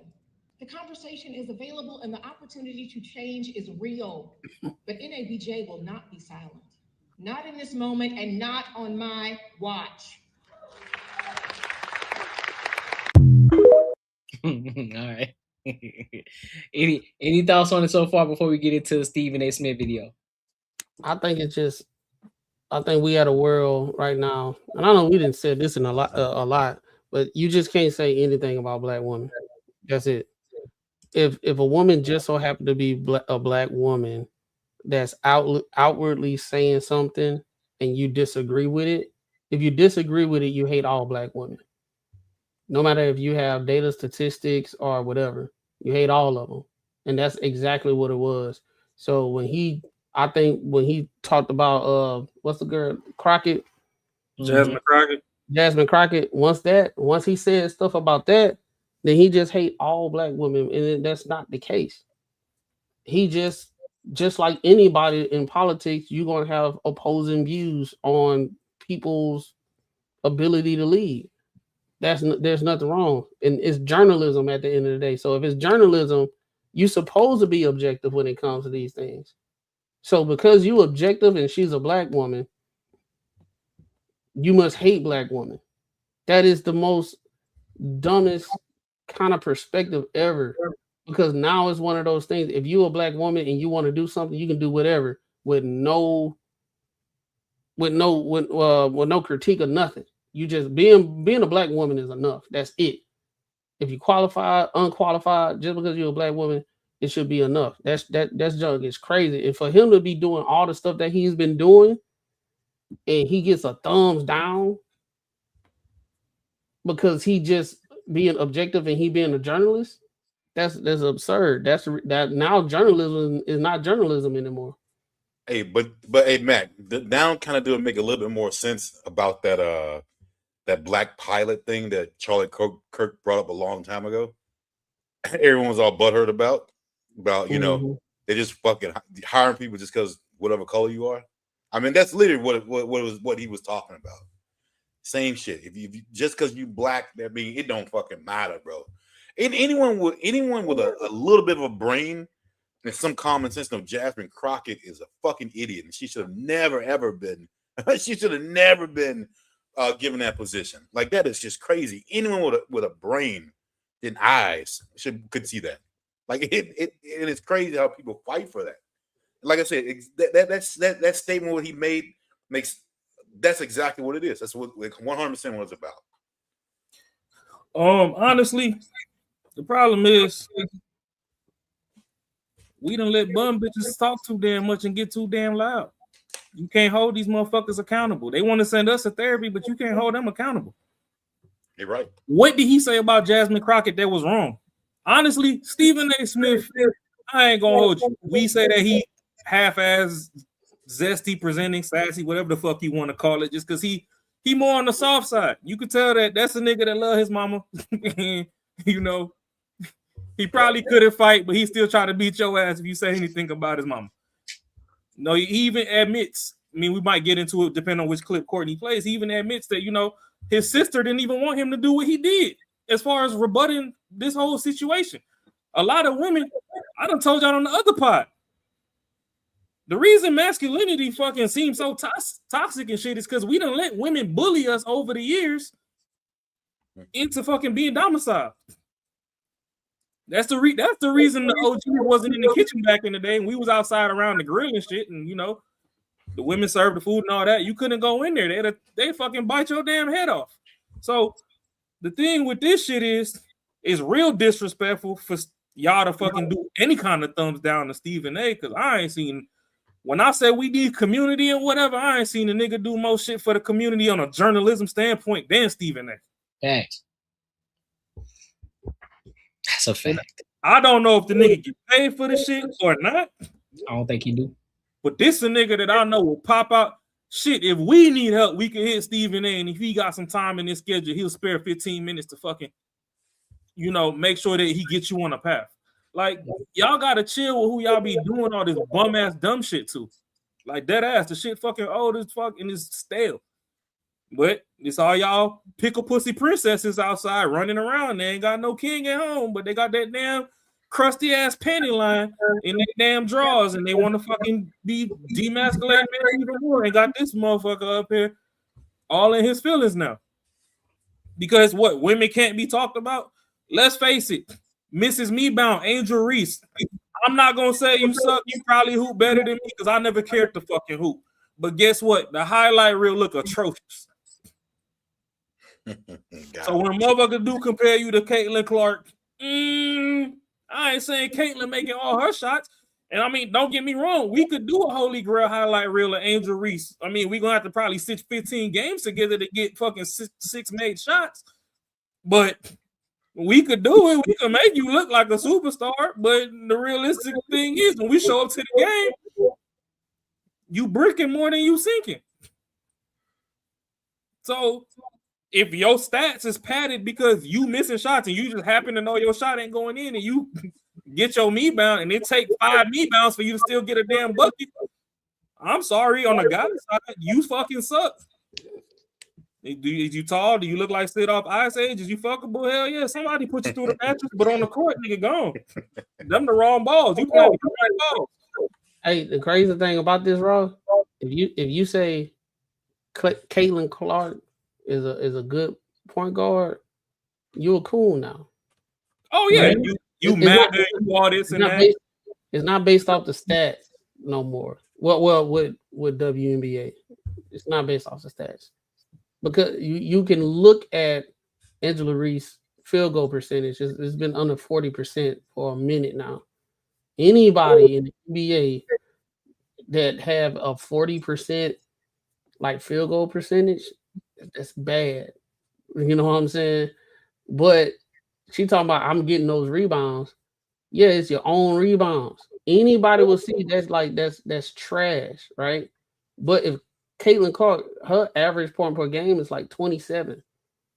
She got plenty of assists. She's playing her role pretty good for a guard at a professional level. If you say she's a good point guard, you racist and you hate yourself and you down in a black woman. And this goes all the way to the point with Stephen A. Smith. You can't say nothing.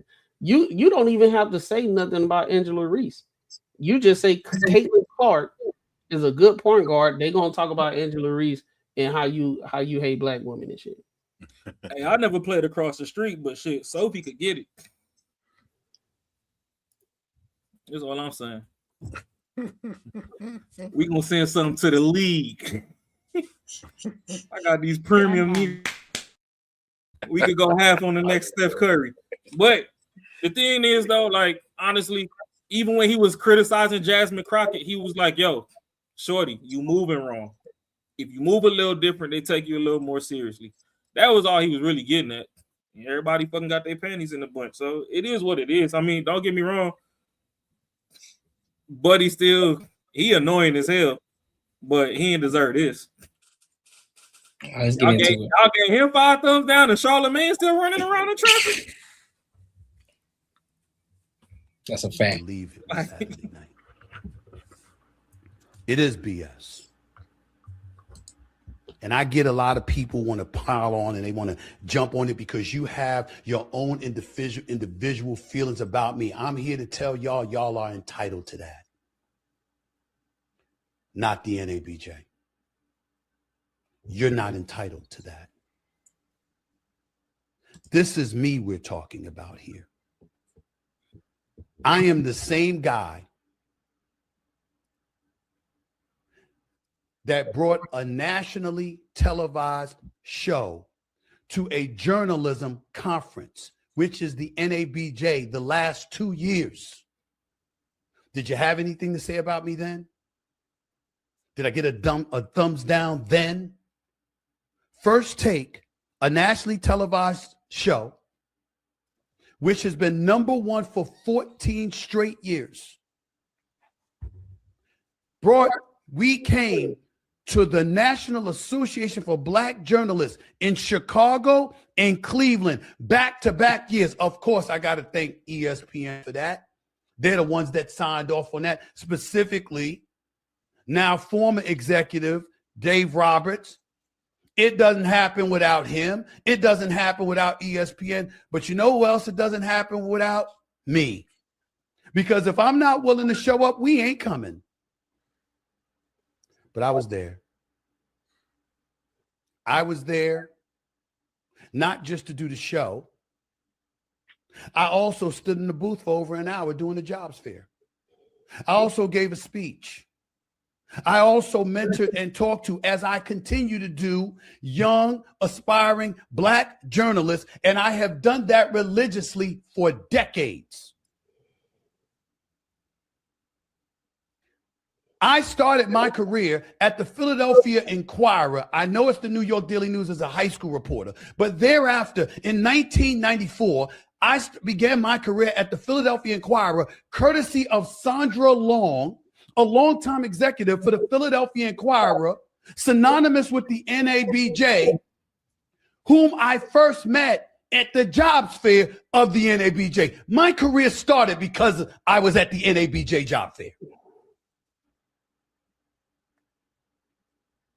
And yet, Saturday night, I saw the president of the organization, Erin Haynes, go up on stage and give me a thumbs down award for disparaging Black women.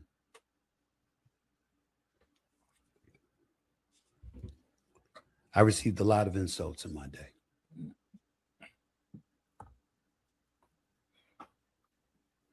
That might be the lowest. I'll address that in a second, but I want you all to understand the magnitude of what a few board members for the NABJ elected to try and do to me. Ladies and gentlemen, did you know that in the history of the NABJ, according to my research, only 4 individuals have ever received the Thumbs Down Award? Usually, it's reserved for organizations.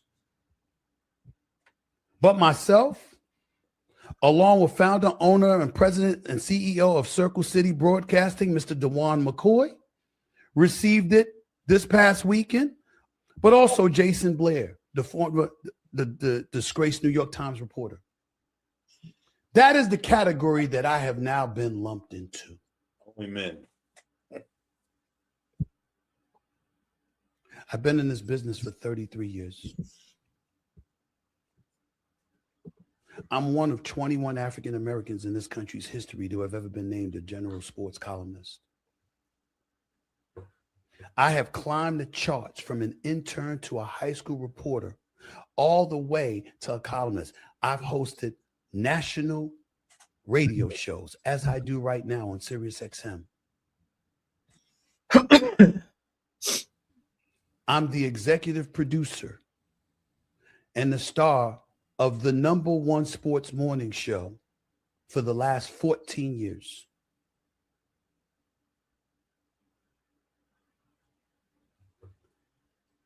And I'm 5 weeks away from being inducted into the Broadcast and Cable Hall of Fame.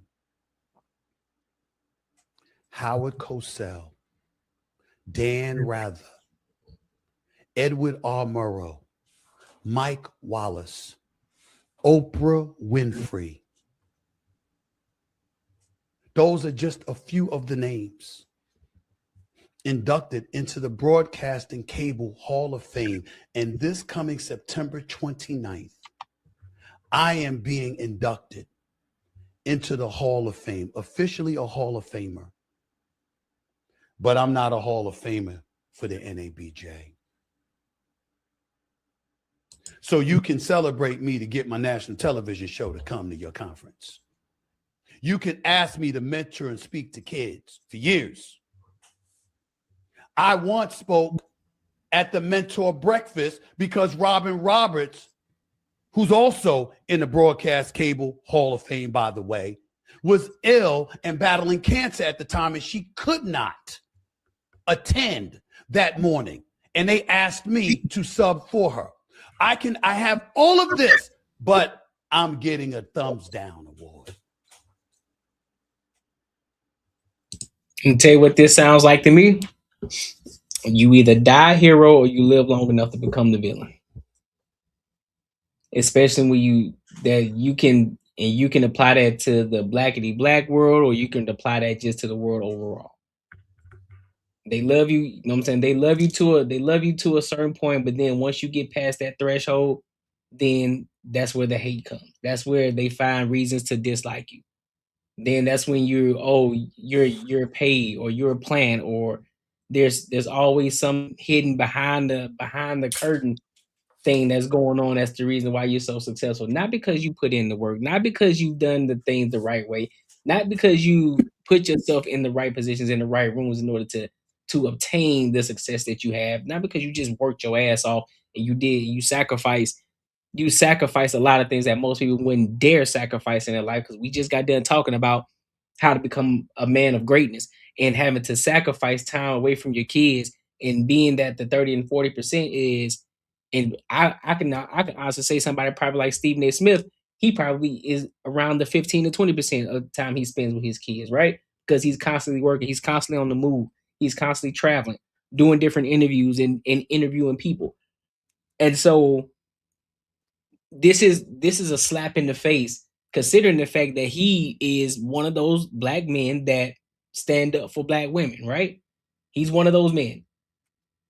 And yet in this situation, because he held someone accountable, didn't say anything remotely close that disrespects Jasmine Crockett on any level, but just talking about her and her points that she made and the things that she said about Trump, all of a sudden he's disparaging. It's bullshit. 100% bullshit. Now, when it comes to Stephen A, I can always say, you know what I'm saying, I don't like the fact that, you know, him and LeBron James beefing. I don't like that. But that's beside the point. Go with this LeBron shit. That's beside the point. But I can be objective. Outside. But I love, to be honest though, I love Stephen A. Smith, bro. I rock with Stephen A. I always like Stephen A. Smith, regardless if I agree with some points or not. I always rock with him. I love his work ethic. I love what he's doing, what he has been doing. But to say that about him, that's crazy. It's crazy. And it could be the same thing. And this is the same thing with the Ryan Clark situation, right? The moment. That's why Ryan Clark is standing tall on trying to be on black women's side. But I guarantee you, the moment that he holds a black woman accountable, crucified. He does. What's her name? Cheyenne Bryant. She was all good until she said something about black women, and that's when everything went downhill. Yep. Yeah. That's when you I think I'm gonna say what you said is true, Courtney. But what you said, if you successful long enough, you become the villain. No, I say you either die a hero or you live long enough to become the villain. I think in the black community, they have to find a villain to keep the charade of the whole black to black woke stuff. You ain't gotta find a villain. I'm right here. I don't want to be a hero. No, what I'm saying is they don't care about you. They care about a black man that's out here really doing it. They have to find a villain that has power. Because if I can create a way of thinking to the public that this person is a coon and all this type of stuff, then it fits into the plot of somebody like Roland Martin and all those other people that grift on the black community to make money to keep them in this perpetual hamster wheel of screaming out racism and hating black women on a consistent basis. Roland Martin even campaigned and said, vote like a black woman. If I'm a black man and I don't live as a black woman, we have two different type of things that we want, that the government that we need based off how we live our life. Why would I vote like a black woman if me as a man, I'm experiencing certain things, right? So if Roland Martin can say that, and we have that being echoed in the black community where it's actually a matriarchy now, you can't say something about a black woman without it going haywire. So they have to find a villain to keep this thing going. And then they did it on purpose where he's what he said, 5 days away from getting in the Hall of Fame or something like that. Yep. It was strategic. It was strategic. Same thing happened with Kevin Hart. He was about to host the Emmys. Right before that, we saw what happened with the whole trans community situation. But like anytime we have prominent black men, the same men that women say, where are the black leaders? Every time you have the black leaders doing something, they get villainized and they get their name tarnished because a facade is made up. This man sat here, he worked his behind off, and he did so much stuff. He done put so many people in places, well, black women in places, but because he had something to say about Jasmine Crockett, because it's a political thing, and he's going based off what she say, not just because she's a black woman. He might have a disagreement. Now he disparaging black women. No, it's not. So they have to find a villain to keep this psyop going, bro. I know, but if we want to find a villain, bro, what's up with Brandon Johnson, bro? Why Chicago like that? Why we about to have the Hammond Bears? Like Indiana already got the Colts. Y'all finna send the Bears across the damn border because this nigga got the whole city in turmoil. Like it's a whole lot of bum ass niggas in this damn US of fucking A that really is really disparaging that you could have put in the front like before you got to fucking over here messing around with Bert from Sesame Street. Like, I mean, you can't tell me this ain't the Black Bert from Sesame Street, but it's a whole lot of motherfuckers that y'all leap, bounds, and skip over. And then this nigga, the person that y'all fucking really. At least if you gonna make somebody a villain, get some gangster ass niggas outside, man. Like my buddy right here to admit the answer to the whole sisterhood when he go home. He playing hopscotch with his sisters and shit and gotta come on here and get some straightening because y'all bullying him. Like, man, I don't know. I mean, I get what you're saying with the creative villain, but it's a whole diverse people. He just ask questions and be like, hey, you know, this is my stance on shit. Y'all ain't gotta like me for my stance, but at the same time, if this is what y'all want, change X, Y, Z, and you be closer to it than you are now because the way you going now ain't it. And let's face it, Jasmine Crockett remind me of every bitch in the hood that you could fuck if you give her a ring pop and promise her that you know this her promise ring.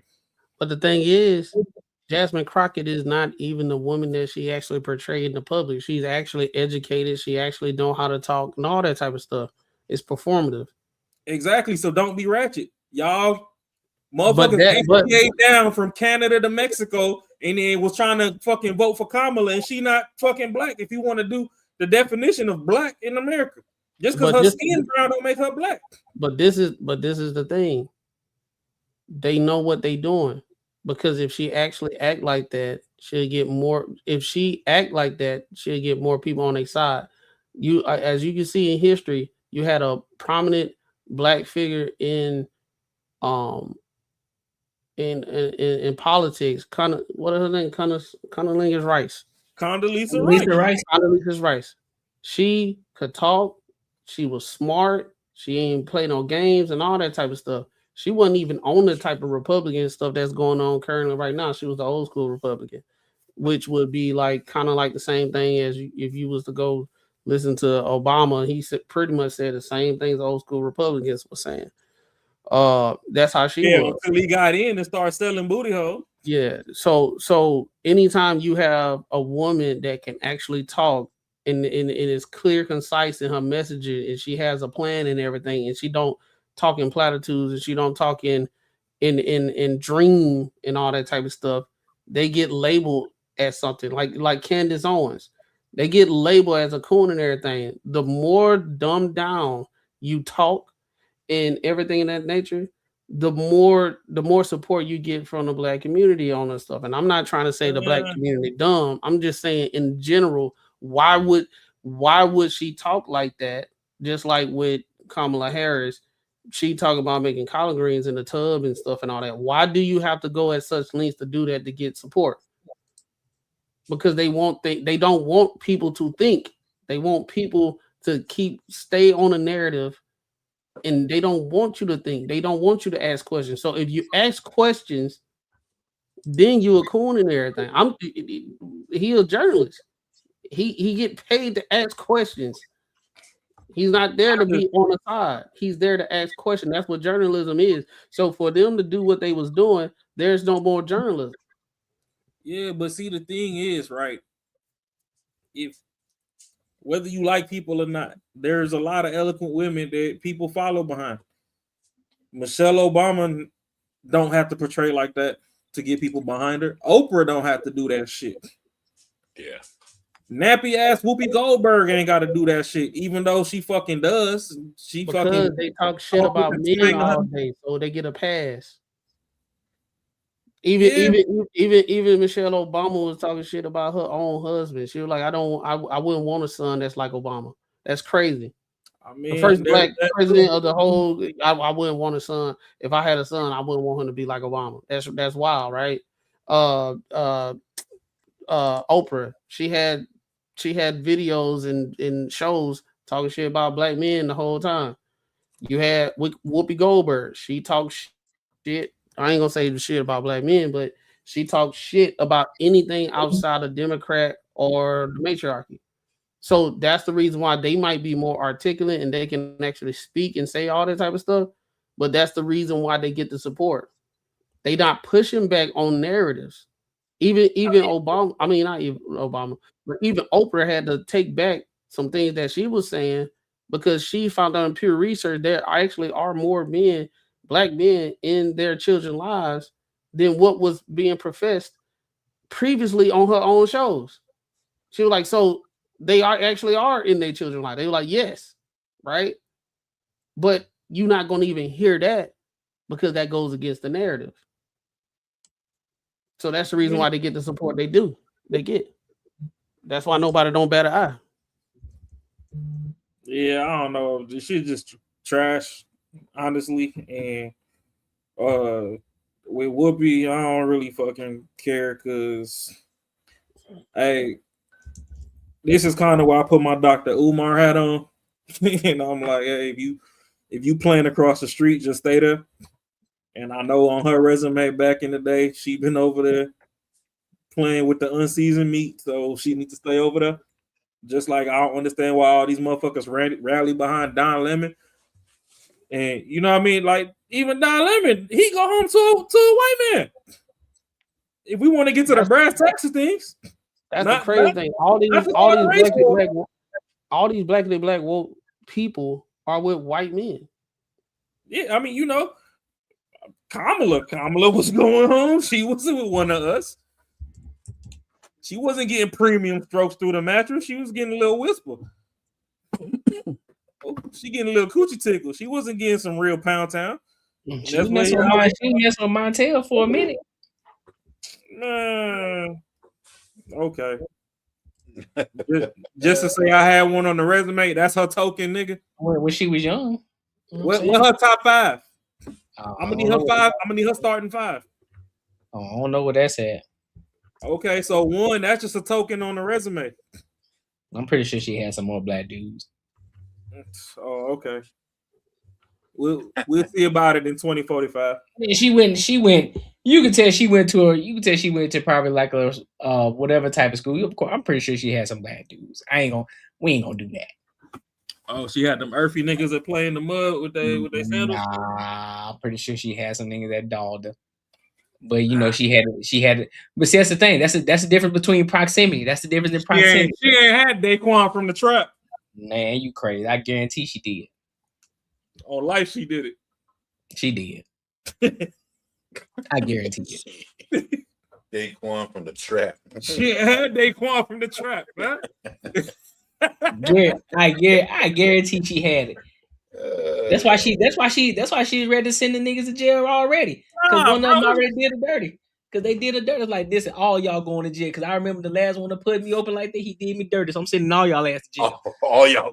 But you could tell when they had a premium, nigga, because shit, even if they lay straight, they still walk like they bow-legged. She walked like she on stilts. She ain't had Daquan from the trap. Stop playing. Nah, she did, bro. I believe it. She had at least one. Oh, she must have had him on the off day. He was going off a bean and the belly was standing up. Probably. Oh, okay. So, like I said before, token nigga. Yeah, that's wild how they doing your boy though. I mean, and then the thing is, they don't get no slack for it. I mean, they don't get no like pushback. They don't be no like, yo, that's some fucked up shit you doing. Like they gonna keep going. Everyone's gonna fucking keep supporting them. They're gonna still keep making money and all this other bullshit. While they you know, like that's just. I mean, you can't say nothing, but they can go like and do the same shit about him, and that's justified. So the same shit they calling him out for, that's what they're doing, and it's supposed to be just your freedom of speech. But I mean, just the way they did it though, like with the thumbs down and all that, you know, especially that motherfucker. He's come there and he's shown some light towards that organization. That's pretty fucked up. I got a question for us though. Since I mean, I don't really know too many journalists. I should have just researched this shit before I even tried to ask a question. But do we have like 3 people that we could put up there in his place? No. I mean, I throw Don Lemon under the bus. Stephen A is like the number one person, bro. Well, no, I'm just saying for thumbs down. Based off of what they're portraying it to be, nah. Nah. For real? They wouldn't even Charlemagne wouldn't even be in there. Yeah, Charlemagne ain't gonna be in there. I mean, shit, Charlemagne already got his straightening on the block. They beat his ass up before he could go to work. That happened way back, so he already know what's happening. As far as journalism goes, probably not. Really? Who you got? Who you thinking? I don't know. I mean, I'll just throw Don Lemon out under the bus. That's about it. Oh yeah, he on their side 100%. So that ain't gonna fly. Well, yeah, no, but I'm just saying, like, fuck their side, like people that just really ain't really worth it now. Shit, would Tatum be a journalist? Yeah. Oh no, you can't throw Brandon Tatum in there. You talking about Officer Tatum? Yeah, he brought you thumbs down. You say that's a thumbs down for you? Thumbs down right there. He should get that. I wouldn't put him as a thumbs down. I don't like his approach, man. The shit he says is a lot of it's true, but the way where he comes from with it, I don't like.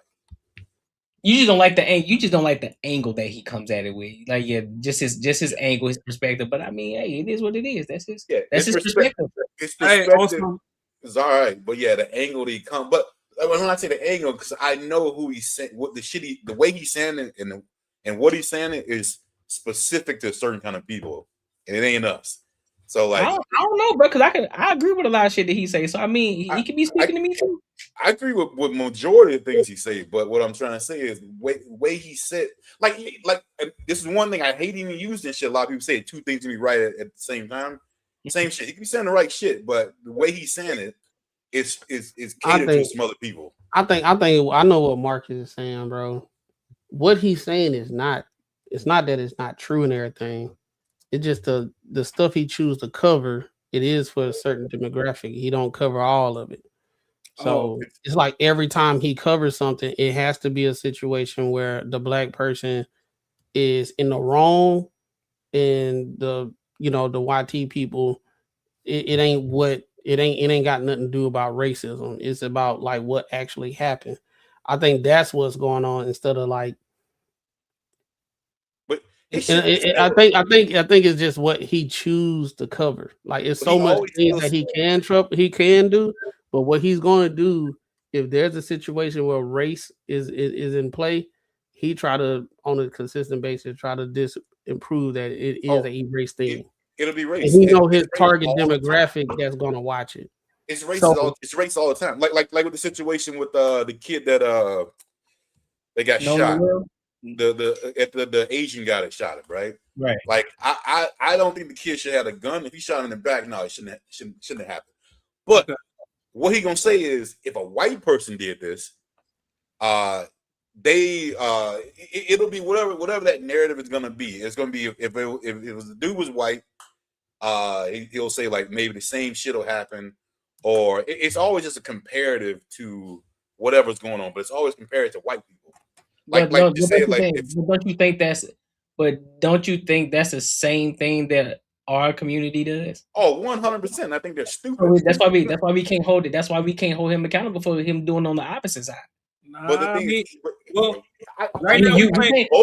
both stupid. I agree. I agree with you, but I think that's where coming from his perspective.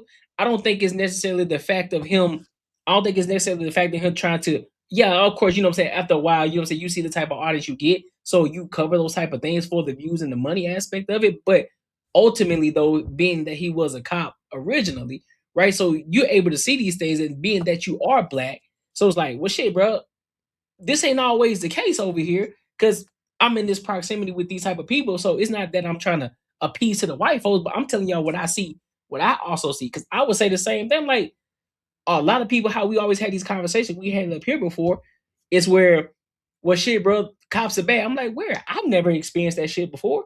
So I cops can't are say bad, that. bro. I ain't going. But see, that's what I'm saying. So like from Raw's experiences, they're bad. But from my experience, I'm like, I ain't seen it. I never experienced it, so I can't have that same sentiment. Y'all niggas ain't have stop and frisk in the South. I've never experienced it ever, and I've been through Mississippi, Alabama, Georgia, Louisiana. I've never had that experience. Hey, nigga, bless your heart. But it's that stop and frisk was stupid. Because it don't matter whether you in baggy jeans or fucking suit and tie. If a nigga just want to do that to you, they gonna do that to you. It is in Alabama, nah, I haven't. Or Mississippi, and it ain't happened to me. I can't. That's one of the most prominent places where it can happen. Don't get me wrong. This is coming from a person that had a job where cops would come in, and I told them straight to their face, like, "Hey, y'all are cool humans when y'all outside of this uniform, but as long as y'all got that uniform on, I don't really fuck with y'all right now." And we'd have 2, 3, 4 hour conversations at my old job. You know, like I had interactions with them, but I told them straight up, like, if some bullshit go on and it's y'all versus civilians because of y'all code of ethics and all this bullshit y'all got going on behind the scenes, it's pretty much fuck us, and you gonna rock with them, right, wrong, or indifferent. And I'm not saying all of them do it, but the thing is, the greater 80% do. So if we gonna talk in the stat majority, but the majority, like you in Mississippi, this shit's still segregated. So if you're in like your part of the part of the city, most of the cops gonna be black. So like if you unless you go to like the north side, then you know, like you go to the rich area, then yeah, that's some white cops out there. And then, yeah. So then it's one of those things where you're like, yeah, I mean, I don't know. It is what it is. A lot of times on the ones I heard people that complain about it were up to some no good shit. So, but I don't know, man. It shit. I mean, it never happened to me, but yeah, I don't know. That's what I'm saying. And so like that's what I'm saying. So that's why I can't get with the sentiment of 80%. I don't believe that. I believe it's less than 50%, but they're the ones that's making the most noise. And they're making it seem as if it's the majority of cops, because I don't see that every day. I mean, I get what you're saying. I get what you're saying now that I moved out west, but back east, back in the day, that shit was different. And I don't know, I mean, back in the early 90s, I guess, you know, we were still in diapers and shit, so Mac might not have seen it, but shit, when you watch even like the BMF and shit, you had the jump out boys. Just because I got some B-boy clothes on don't mean I'm serving drugs. What the fuck y'all jumping out on me for? Like, profiling, bro. Profiling is a real thing, bro. I know, but that's the problem that gets a lot of bad taste in people's mouth. Pause. Well, I mean, it makes sense because we all got a profile. Because if I see some fucked up shit too, or some shit that don't look right, I'm like, hey, bro, I'm locking my door too. Hey, I see a white dude rolling with a trench coat in the summertime. You feel me? I'm locking my door. I'm locking my door. Like, yo, you got trench coat. All I need to see is a 40-ounce bottle and a dirty wife beater. I'm gone. Shit.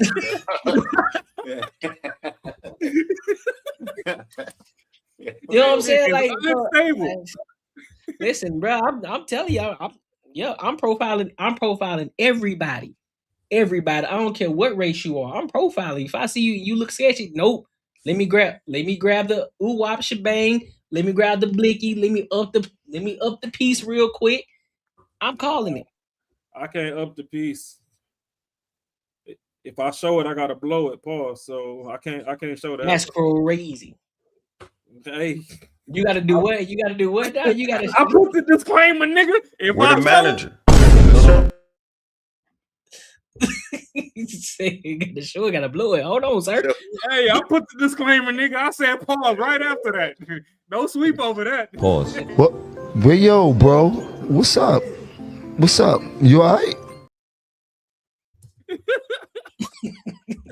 Hey, but shit, since he put Tatum on the chopping block, I guess if we're gonna put YouTubers in there, no disrespect to them light-skinned niggas, but I'm gonna throw the Hodge twins under the bus. Oh, hell. The Hodge. Oh yeah, I see them in a minute. Yeah. I'm gonna throw them under the bus. Country. Hey. Because when they was gym bros, they was rocking with niggas. Then they got into politics and I don't know. Y'all shining that light a I little different. think some people that the pendulum swing for them, like because I know it's another guy. He was red pill. I mean, not red pill. He was super duper conservative. Now he like super duper liberal. I forgot his name, but I think some people when they cover a certain side so much, and then if they want to cross over, they usually go all the way on the other side. Yep. Because the Hodge twins, they was pretty neutral. They wasn't even talking about politics. They were just making people laugh and shit. Yep. And now I guess it's just one of those things because they are mixed. They black and white. So they definitely don't like that black side.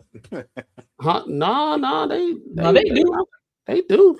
I think it's just one of those things where, I mean, based off how you live and what you see on a day-to-day basis, you're gonna say what you feel. And I think one of the things, and I think one of the things in the black community, we above approach when it comes to things sometimes. If you say anything, it's an issue. Oh yeah. That's fast. Because I know a guy I went to school with. He was a mixed guy. You would think he was just like the Hodge twins, right? Mixed and everything. And his prime proximity was he was around a whole bunch of Caucasian people, around a whole bunch of Caucasian individuals. So rightfully so, well, I ain't gonna say rightfully so, naturally so. That's what his behavior was. That's what his behavior was versus somebody like me. Yeah, I was in proximity of them, but I was also in proximity of the black community too. So I had the best of both worlds. So I can see both sides. I'm able to see both sides. So that's the only difference. Yeah, I mean, I grew up around all black people, and then came out here, and then majority of my friends are white. So it's definitely different perspective. That's why I kind of go at like Tatum and Candace ain't the same no more. She used to be like this because I know, like I say, like when you get real close to a certain kind of people, it's not that they're doing wrong. It is what it is. But you just know, like a certain group of people who they don't grow up around. It's only stereotypes really that they know. Then and you kind of supporting it, it just seems not. You know what I'm saying? It just for me not cool because I wouldn't do that. Like that's just not like it's the style I think it should be.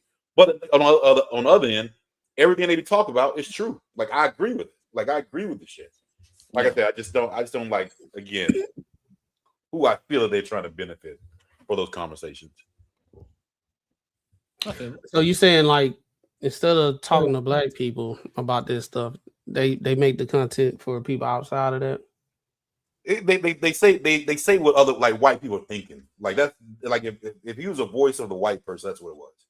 Like it's almost like if you feel like almost like the conversations we have a little bit about women sometimes. About like, you know, how it's unfair like on one side of it. So we're speaking from one side. And it's like if we had a woman who was all about men's rights, it's almost like that. It's kind of what you think it is, and you're coming from that end. That's how you're approaching it. But the thing is, yeah, again, like the shit he's saying about the wrong shit is 100% right. But when you feed someone that sort of information, they think that's how all people are, and that's not. That's why you hear a lot of white people say, "You act like, yeah, you one of those cool black people. You seem kind of white." You see a lot of white people say shit like that because they don't know other black people. So, but they only know what they hear. And like I think it's a disadvantage for black people for someone who's that close to them to keep that fucking stereotype shit going. You said moving white? Huh? You said when they say that you moving white? Yeah, so like you have like a lot of times you get close to some white people and they'll say like you're not like all black people. You kind of like you like on the white side. They'll say some shit like that. Oh, no, that's just their ignorance, bro. I don't think there's necessarily you're on their white side. It's just more so you're the cool one. You're not being extra. You're not doing the shit that I normally see. that I normally Yeah, see other people. I don't think it's a white side type of thing, like you on the white side. It's just, hey, bro, you're not moving the way that black people are typically portrayed. You're not moving like that, and so you're the one of the cool ones. That's exactly what they mean. I know exactly what they mean. But like, I'm not saying they're not racist. They don't hate black people. None of that shit. I ain't never had that. Ain't nothing like that. But it's still just it's just a perception of what they have. Like their perception is most black people are loud, crazy, and stupid. Yeah, and that's not what it is for majority of black I don't think they think most are. I think it's enough of it. You know what I'm saying? But you do got, YT people that they only around YT people. So they just don't know. Just like Courtney saying, they're ignorant. They not around at all, bro. They in their own community. What they see is stuff on TV and what they walk by all the time. And they going based off that. But at the same time, the loudest ones, even if they seeing it in person, that's wilding out and stuff, it's like buku black people that's walking that's not doing none of that shit. And they see that. But at the same time, they looking at us, the people that probably ain't acting like them, not checking that shit. And we just let it rock. So they were like, well, y'all condoning it because ain't nobody saying nothing wrong. Y'all ain't doing nothing about this shit. You know what I'm saying? You had goddamn Popeyes and you got a chick with a baby on her hip throwing hot sauce packets at the workers and shit. And they just sitting back there like, dog, what the hell going on? And we just sitting there just recording, like, yup. They looking at us condoning it and shit, and we ain't said nothing. So it's like one of those things, just like with us, like when we have conversations about the ratchet ass chicks, and then the women be taking, they don't do nothing, they don't say nothing. So we be thinking like, well, y'all ain't saying nothing, so y'all contribute to it because y'all not checking it. I think that's the same thing on our side. We don't check it, we just let it ride. So we just complicit with it. It is. But hey, I'm gonna holler at y'all fellas. All right. All right, buddy. All right. Yeah, to take into account what he just said, I mean, I've had my friends from across the way, stand up for me and be like, oh, hey, yeah, they say that he ain't one of them, whatever, but I'm just me. I don't give a fuck. I'm not doing all that code switching. That's just tiring. That's just dead. But the people that are around me know, oh, hey, when it's time to get eloquent and use the big words and we got 15 syllables and 32 letters, he there. Or if you want to see some shit that you done seen on Don't Be a Menace and all that, he there too. So it is what it is. You know what I'm saying? But I'm not finna, even at work, like, I be cracking all kind of jokes and shit. Motherfuckers be uneasy about it because the women done brought HR into the job. I don't care. If y'all pay to go see Cat Williams and Kevin Hart, y'all can get these jokes at work. And I don't give a fuck what lines it touch. Funny is funny. And if it got you up in a bunch, nigga, go get a diaper. They still sell Depends. I ain't got time to be fucking doing all the shit in between. I go to work and go home, boy. You know what I mean? Like, just because you educated don't mean you gotta move away or whatever. Like, I get that sometimes they want to stir people away, but at the same time, then that's why I draw my line and say, hey, well, if that's the case, then you can't tell me that slavery don't still exist. Because if you want to just fucking control the anatomy of a nigga, then hey, what are we doing? Because last time I checked, when we build without y'all keep trying to bomb the shit and burn it back down. So y'all don't want us to do our own thing. So, well, I'll put it this way. Y'all don't want us to do our own thing by ourselves because it make y'all look bad. So y'all want us to assimilate to y'all shit, which, hey, I could assimilate, but I ain't finna be no preppy ass fucking Mr. Dubois off Boondocks ass nigga. I'm gonna still be me, So, and I've had people before like, oh, hey, like even on my Facebook, like, hey, yeah, he be posting all this and blah, blah, blah, but don't get it twisted. Like, stop. If you trying to do all this stereotypical shit, like, leave him alone. He gonna make you really look bad. And the shit get left at that. So, I mean, I got the people that fight for me behind my back, and that's cool. I don't really see why people code switch and assimilate to other people's stuff. I don't never understood why when you actually are eloquent and you might have a different swag to you when you come out with the Kevin Samuels drip. I don't understand why people say you moving white. Like we had the Martha Vineyards and all that. Like shit, we made polo and all that shit hot. We had the quarter zips on, and motherfuckers start looking like shit. I want one of those. Shit. Women were stuffing wires under their dresses, their sundresses back in the day, just to make it look like they had some ass cheeks. We the blueprint. So why would I water myself down? Yeah. That's it. Yeah, I mean that's a fair point. Because I wouldn't necessarily say either that anybody should be code switching. You know what I'm saying? Just like you say, you know when to hold them, you know when to fold them, right? Like you know when it's time to, when it's time to get to it, when it's time to get down to business, and when it's time to just shoot the shit.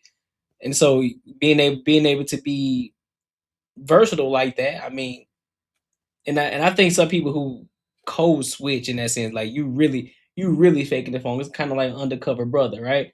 Like you really going outside of yourself. It's like, all right, bro, like you don't eat no mayonnaise, you don't do all of that. Like, come on, big dog. So Batman eat white sauce. Right. You feel like you doing way, like you going way crazy. But I do understand, when it's time to rock out, when it's time to get down to business, you know how to articulate yourself very well. You know how to get your point across. You know how to be substantiate the arguments or substantiate your point and be spot on with it. And then when you kicking it with the homies, you just kicking it. Yeah, like shit. I don't need a fucking degree to fucking act like I know something more than you. Yeah. We could talk about the dice game or we could talk about stocks. Where you want to take it? Yep. That is a fact, my young man. My young man. Hey, but hey, y'all gotta chill with that mayonnaise though. Batman eat white sauce. You see it? Who be eating that mayonnaise, man? Mayonnaise, ranch, all of the Alfredo. Batman eat white sauce. Yeah, I eat. Yeah, now the ranch. I'm depending if I got my wings. 100%. I'm eating ranch. I'm taking ranch with it. Fire for that. Pause. Yeah, that's kind. That's kind. That's kind of crazy. That's kind of wild. Man, I take meat and I dunk it in a white sauce and I eat.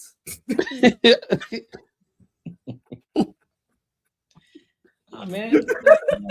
Well, Courtney be like this.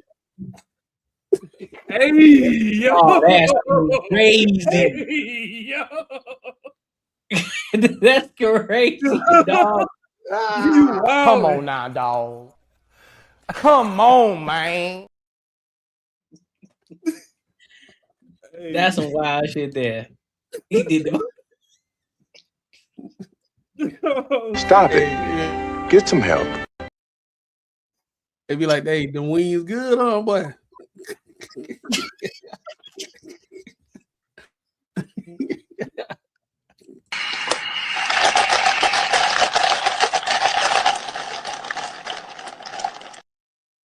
I'm saying shit, bro. Them bitches good, huh, boy? Y'all gotta chill. Nah, that shit y'all wild, bro. You feel me? Unknown the truth. Like damn, we can't eat ranch out this joint. Yo, Batman young white sauce. We gonna say we trying to go crazy with the wins, niggas up there. And you know it's a bullshit too, because they looking at you waiting. They get that little look like, dude, watch you wait. They watch you. Damn. Hey, so just wait. So soon you look up, you be like, hell no. Like, hey, I think the blue cheese worse though. They y'all over there double dunking drums and shit. 100%. Oh hell. We double dunking them joints. You feel me? Hey, yo, y'all gotta chill. You said what? Hold up. What? He said double dunking the double dunking the wings in the ranch. You feel me? Pause. Yeah. Pause. What? Well, yo, bro, what's up? Wait for you to lick a finger. Oh. That's Say you gotta go. Man, don't do me like that, man. Hey, dog. I'm gonna take you to the crib, huh? I'm gonna go sketch to the crib, huh? I'm tired of this shit, man. No, somebody come. Hey, side note, I heard the worst. I heard the worst pause moment. I was talking to my brother today. And he tried to clean it up because he was like, yo. So if you understand where I'm coming from, I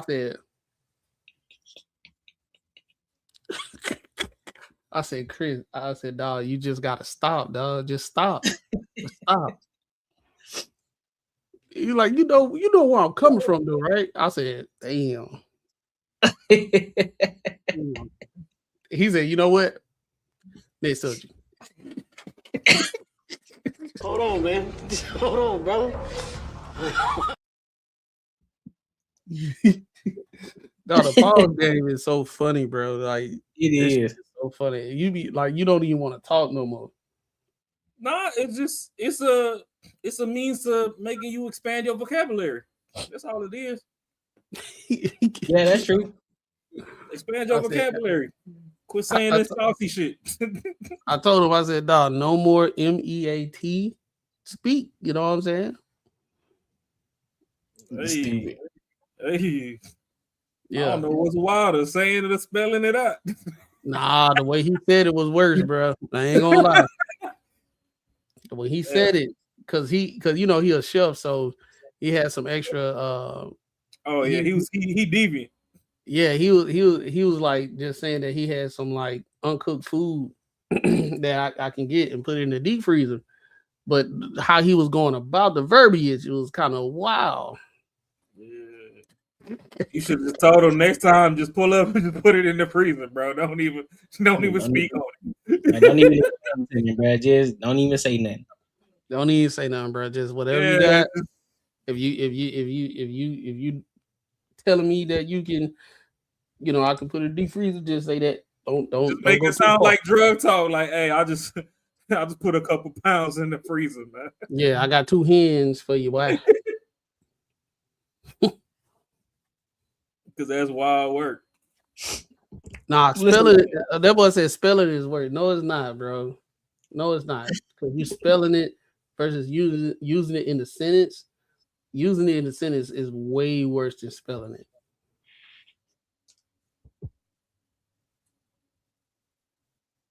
Because I ain't even gonna say it. Because y'all not gonna do me today. I was gonna say what he said, but I was like, nah, it's too it's too crazy. It's egregious. Oh shit.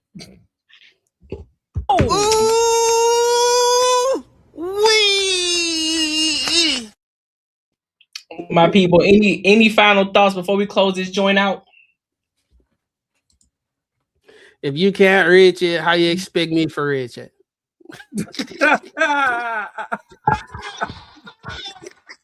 Yo, you wildin'.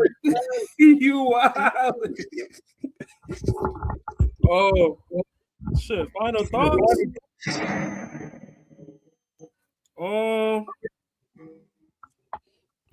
If the bitch late, she don't get a plate. What? If the bitch late, she don't get a plate. That's a good one. That 40 minutes was egregious. 40 minutes is crazy, dog. I'm finally happy that women are waking up and realizing men don't need therapy. We just need a hot shower, a hot sandwich, and some hot guts. Pause. Feminine guts before y'all try to act weird after the conversation we just had. And then what is the key topic that we cover? Oh, y'all need to stop beating up on Bert from Sesame Street. Like, let that man help the community. Damn. Bert. Yeah, that's Bert. Put a picture side by side and tell me you ain't gonna laugh. I ain't finna To the do that. weekend. Huh? I ain't finna do that. Why not? I ain't finna do that. Hey, Stephen A, bro, it's all jokes, man. Please don't get in your feelings. I know Hello, you. Bert. Hello, Bert. I know you in a low place right now. Hello, Bert. This is all satire. Hey, you wrong for the voice, bro. Chill out. That's the wild shit. Hello, Bert. Jasmine Crockett. I don't know if she leave her in the crock pot. I like Tiffany Henry better. Me and her can go do a spin through Vegas. That's my type of ratchet.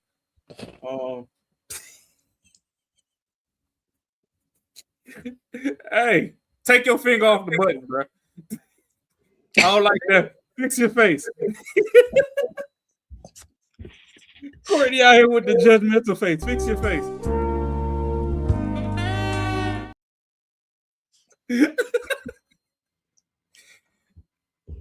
Man, black folk, honestly, man, we done came a long way in this country. We got a long way to go.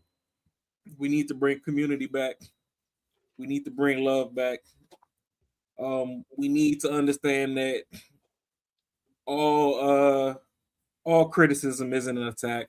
Sometimes the criticism is to have you do better. So, women, when we criticize y'all, it's not that we hate y'all. We really love y'all, but y'all really make it hard to love y'all sometimes. And it's just in a general sense. And what y'all did to Stephen A, he ain't really deserve that. Nah. Is he everybody's favorite? Nah, he's an acquired taste. And that ain't for me. Pause. So that way land that was wild. You know, but at the same time, like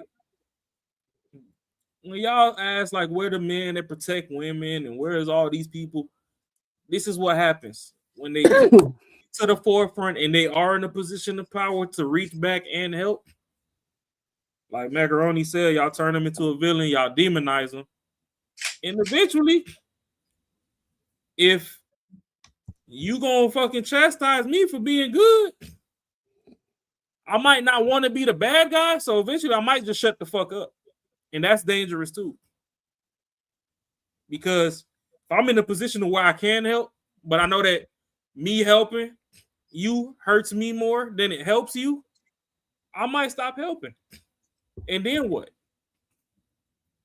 You know, so if life's supposed to be each one teach one, and we supposed to be progressing forward, when people do climb to the top of the ladder, stop yanking the ladder out from under their ankles. Like if they're reaching back to pull you up, climb with them, not against them. And that's just my final thoughts. That boy used reach back so many times. That reach back is crazy. They're reaching back is crazy. I was surprised you didn't say spread at this point. Spread is wild, bro. Hey, chill out. Hey, whose man's is this? What are you on right now? Back you up, son. Yeah, back it up. Well, what is you on, son? You were wilding. Hey, I'm just saying, you know, they all say crabs in a bucket. So, you know, sometimes I feel it. What's with you? I don't know what's going on right now. What's Can going you on? see what's coming out of your mouth, my brother? What's going on? If y'all left me.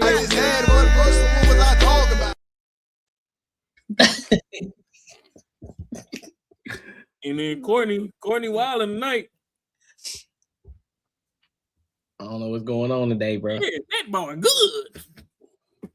Bro, y'all wilding. Y'all is old. That boy said, Fred, that's crazy. Hey.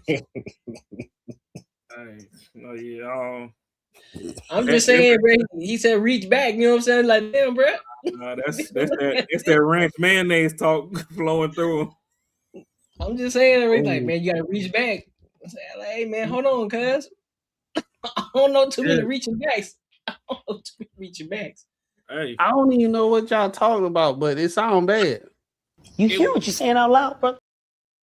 It was supposed to be final thoughts. He over here on final thoughts. He talking about reaching back and like talking about hold on. Like, what are you talking about? Hey, Who that holding on? That's what you said. You was like, hold on, bro. I said that reach back sequence is insane. What? Bro, what are you talking about, man? We gotta go in timeout tonight, dog. Bruh, I said, I'm surprised that as many times he used the word reach back. I said, I'm surprised he didn't say spread him at this point. There is powerful niggardry at work here. Then after that, you explained it again. And you were like, hold on, bro. I was like, what? Reach back. Hold on, bro. Like, what? That's why I said, like, what are we talking about? Hey, man.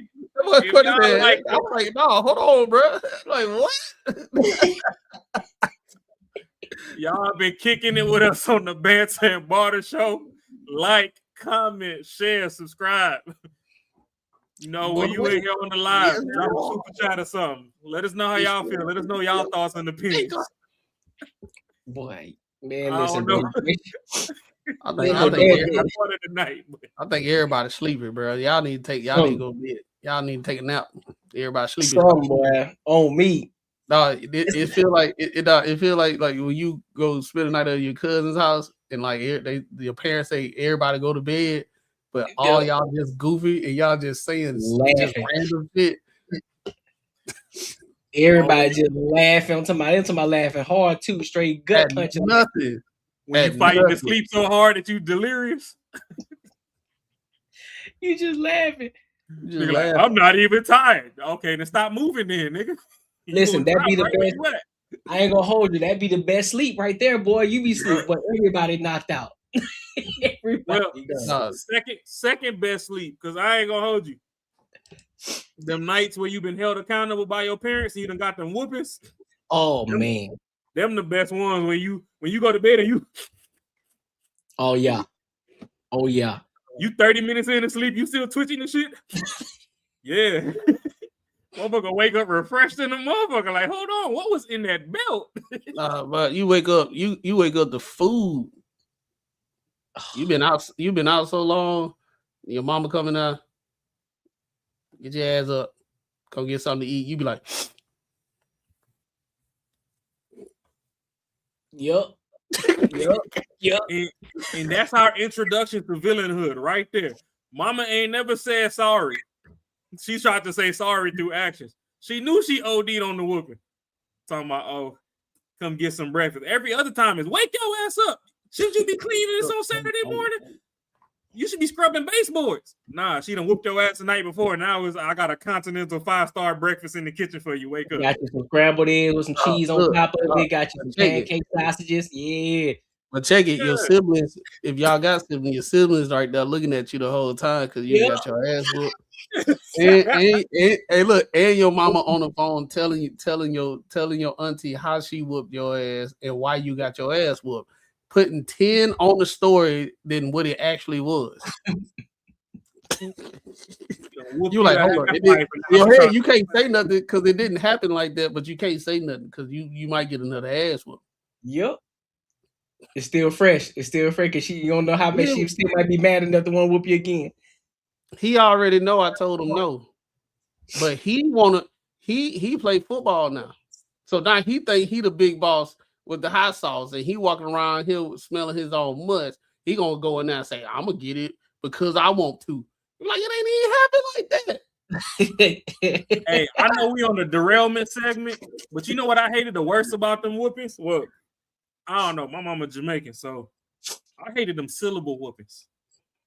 Like, can I just get a hit for the whole word? Like, quit breaking the word down. Yeah. You making the whooping longer, dog. Like, what? Yeah, why are we dragging this? I fucked up. I get it. Do that shit. Like, hey man, just whoop me, bro. Hold on, Raw. So I hit with the hooked on phonics whoopings. Like, chill. Hold on. So you said your mom is Jamaican, right? Yeah. So how did what she was saying? Like, was she saying it in like English, or was she saying it like in more like Jamaican? Like, It depends on the level of the fuck up. If it's like me, mama flop your exactly. So if it's something where I just fucked up or something, I might just get it in English. But if I fucked up and made her look bad in public in front of other people, because Jamaicans are very, very prideful. Yeah. So you can fuck up if you look bad and hey, you still gonna get some straightening and that's on you. But if you fuck up and it make them look bad, oh yeah, that patois coming out.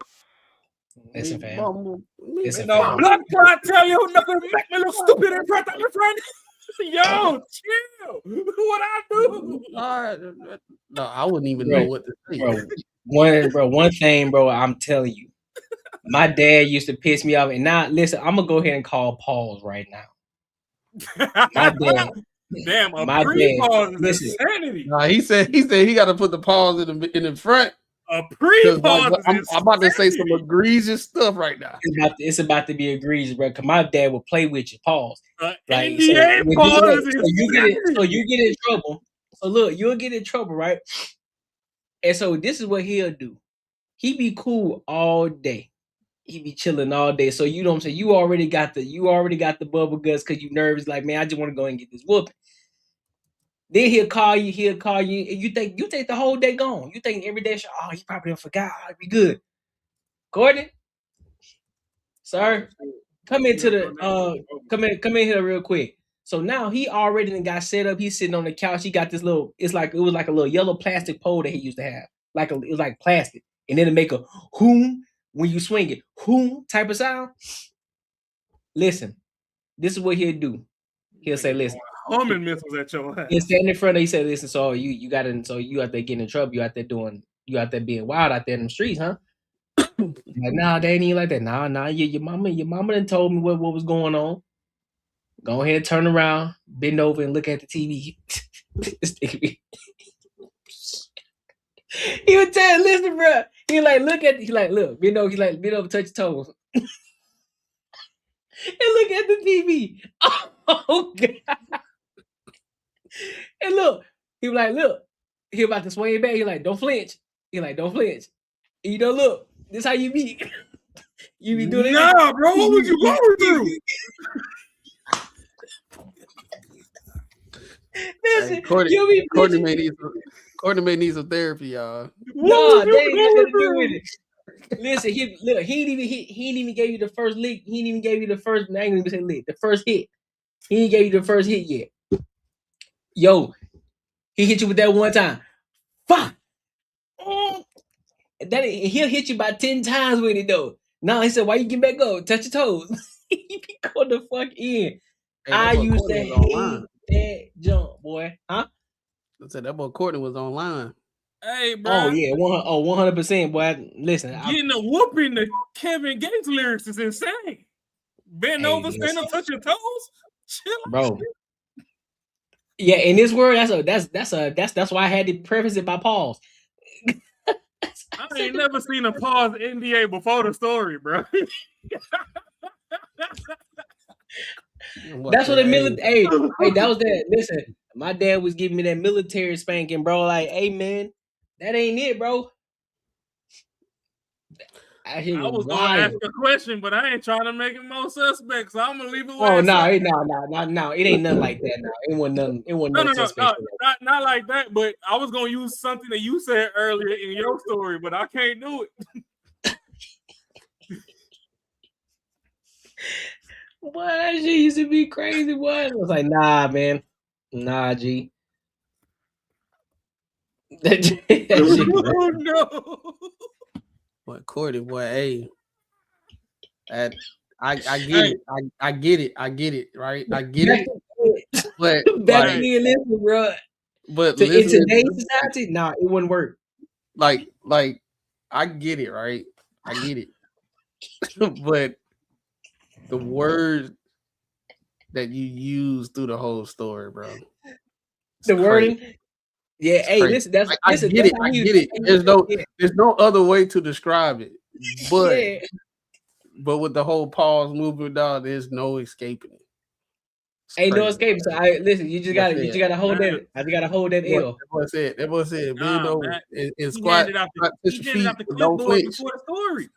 He handed Now, out he the said- clipboard before the story. He said, "Everybody take a clipboard, sign this NDA before we get into this story." He said, "Pause before the story." Listen, because I already know. Listen, I knew everything that I was gonna say was gonna be a pause moment, so I had to preface it. Hey, but that ass though. Imagine a football field. It's like 20 flags on the ground right now. Like, crazy. Hey, but that ass though. All jokes aside, shout out to our OGs though, because honestly, without that, we probably wouldn't be the men we are now. You know what I'm saying? Like, that's a fact. Because I always got this joke, right? Like when it comes to past instances of indiscrepancies of people that are non-melanated doing shit in areas they shouldn't be doing shit. You go back down their history, you look at a lot of them motherfuckers as timeout babies. Like they had too much time to think. Yeah. See, when you getting that whooping, the only time you got is accountability. That's it. Like I want to That stand in the corner shit, that accountability gone in the first 90 seconds. After that, it's like, man, I can't wait. You know what? I'm finna punch somebody in their motherfucking mouth when I go to school tomorrow. Like, I'm standing in this corner, I ain't even do shit, and this bitch probably at home playing video games. I can't wait to see their ass tomorrow. I'm gonna really beat their ass. Like different, you know what I'm saying? So as much as the modern world tried to pawn this shit off as abuse or whatever, like, nah, it was character development and it was needed. Yep. And honestly, from unbiasedly raw to all our OGs, I say thank you for the straightening that y'all gave us. That boy said S plus D. He didn't even say A plus. They put S plus derailment, boy. Hey, shit. Sometimes you gotta derail and remind niggas we real people too. Like, yeah, that's a fact. Hey, like, hold on, we ain't talking shit. Some of us went through that shit. Shit, we ain't better than nobody. We live life too, motherfuckers. That shit's funny as hell, bro. Hey, but shout out to the OGs, man. They kept us in line, and they made sure that we was upstanding citizens of society. Because honestly, in the areas I was raised in, as much as I didn't understand it when I was a kid, and I probably resented my mom for a little bit about it, for all the whoopings I got, I appreciate them now. I ain't even gonna hold you, because I don't appreciate some of mine, bro. Some of them were just flat out wrong. Hey, I don't give a fuck. I appreciate them all, even the ones that wasn't deserved. And then they try to. I didn't even know what gaslighting was, but they'll gaslight you. Like even if you be like, if they found out that you didn't do something and they whooped you, they were like, well, that's for the one that I ain't get you for. Like what? You know what? I ain't even do nothing. I ain't even do nothing. I can't even think about what other time I got away with something. I was a good kid, so I just got a whooping for no reason. And you put it on. Oh, I will put that for something that you did that I didn't catch. Like what? Come on, bro. Shit, that is funny as hell, boy. Come on, bro. Hey, and then now at their age now they swear up and down they never did that. Okay, now that's the part that never happened. That's the part that be pissing me off. Now that you finally in a grown folk place and we can have a grown folk conversation, because when we was kids, you said get out of grown folk business. We grown now. We got the same bills. Let's sit down over this bottle of whiskey and talk about how the hell you almost damn fucked my world up. I didn't do that. I didn't do anything. So we just gonna sit up here and lie? What? This is news to me. I did that. Now that I'm a grown ass man, you gonna look a grown ass man in his face and lie? This what we doing? And then your siblings like, yeah, man, you did that shit. But then your parents, so you looking at them side eye like, I'm gonna let you have that. But y'all must have deserved it. You like, know that I know that we know that you lying. Oh, I hate that lie. Deserved. I was 9 years old. You was the parent. You ain't teach me. You whooped me instead of teaching me. He was like, Mom, you could just be real. You was PMSing and your boss pissed you off that day, and you took it out on us. Just say that. Don't try to make it seem like we did something. We didn't even know what work was. We just know sometimes you come home mad. I wish they would have told us how ghetto adulthood was, though. Because we sure was rushing to get here. I take everything I said back. You ain't lying. But I wanted to move back in. Let me be a kid again. Where the Nintendo 64 at? My bad. I ain't mean to break the TV. They ain't tell you for some reason when you pay your car off, it breaks down after 2 months and you got to get a new one. It always happened that way for some reason. Well, you got to follow the maintenance. You got to follow the maintenance meticulously. Nah, I was good. That shit. It just said, "Hey, bro, I'm out." Damn. But I got a truck out of the deal, so it was a long time coming. But I'm happy. I ain't gonna lie. I don't even miss my old car no more. I got the truck now, so I'll be rolling. Hey, chilling. Hell yeah! Shout out to the blessings. All right, man. We ain't gonna derail y'all too much longer. Thanks for coming out, kicking with us tonight at the Banter and Barter Show. Got Courtnee Edgar, Macaroni Tony, Unbiasedly Raw. Please like, comment, subscribe, share the content, clip it up, do what you do. Get us on the map, baby. We know y'all love it here, so get us on the map. Facts. Tell Dash Shack, tell JP Reacts, tell all the motherfuckers, hey, they spitting that shit over there. Clip it up, talk about it. And we catch y'all on the next one. Hey, come in tomorrow.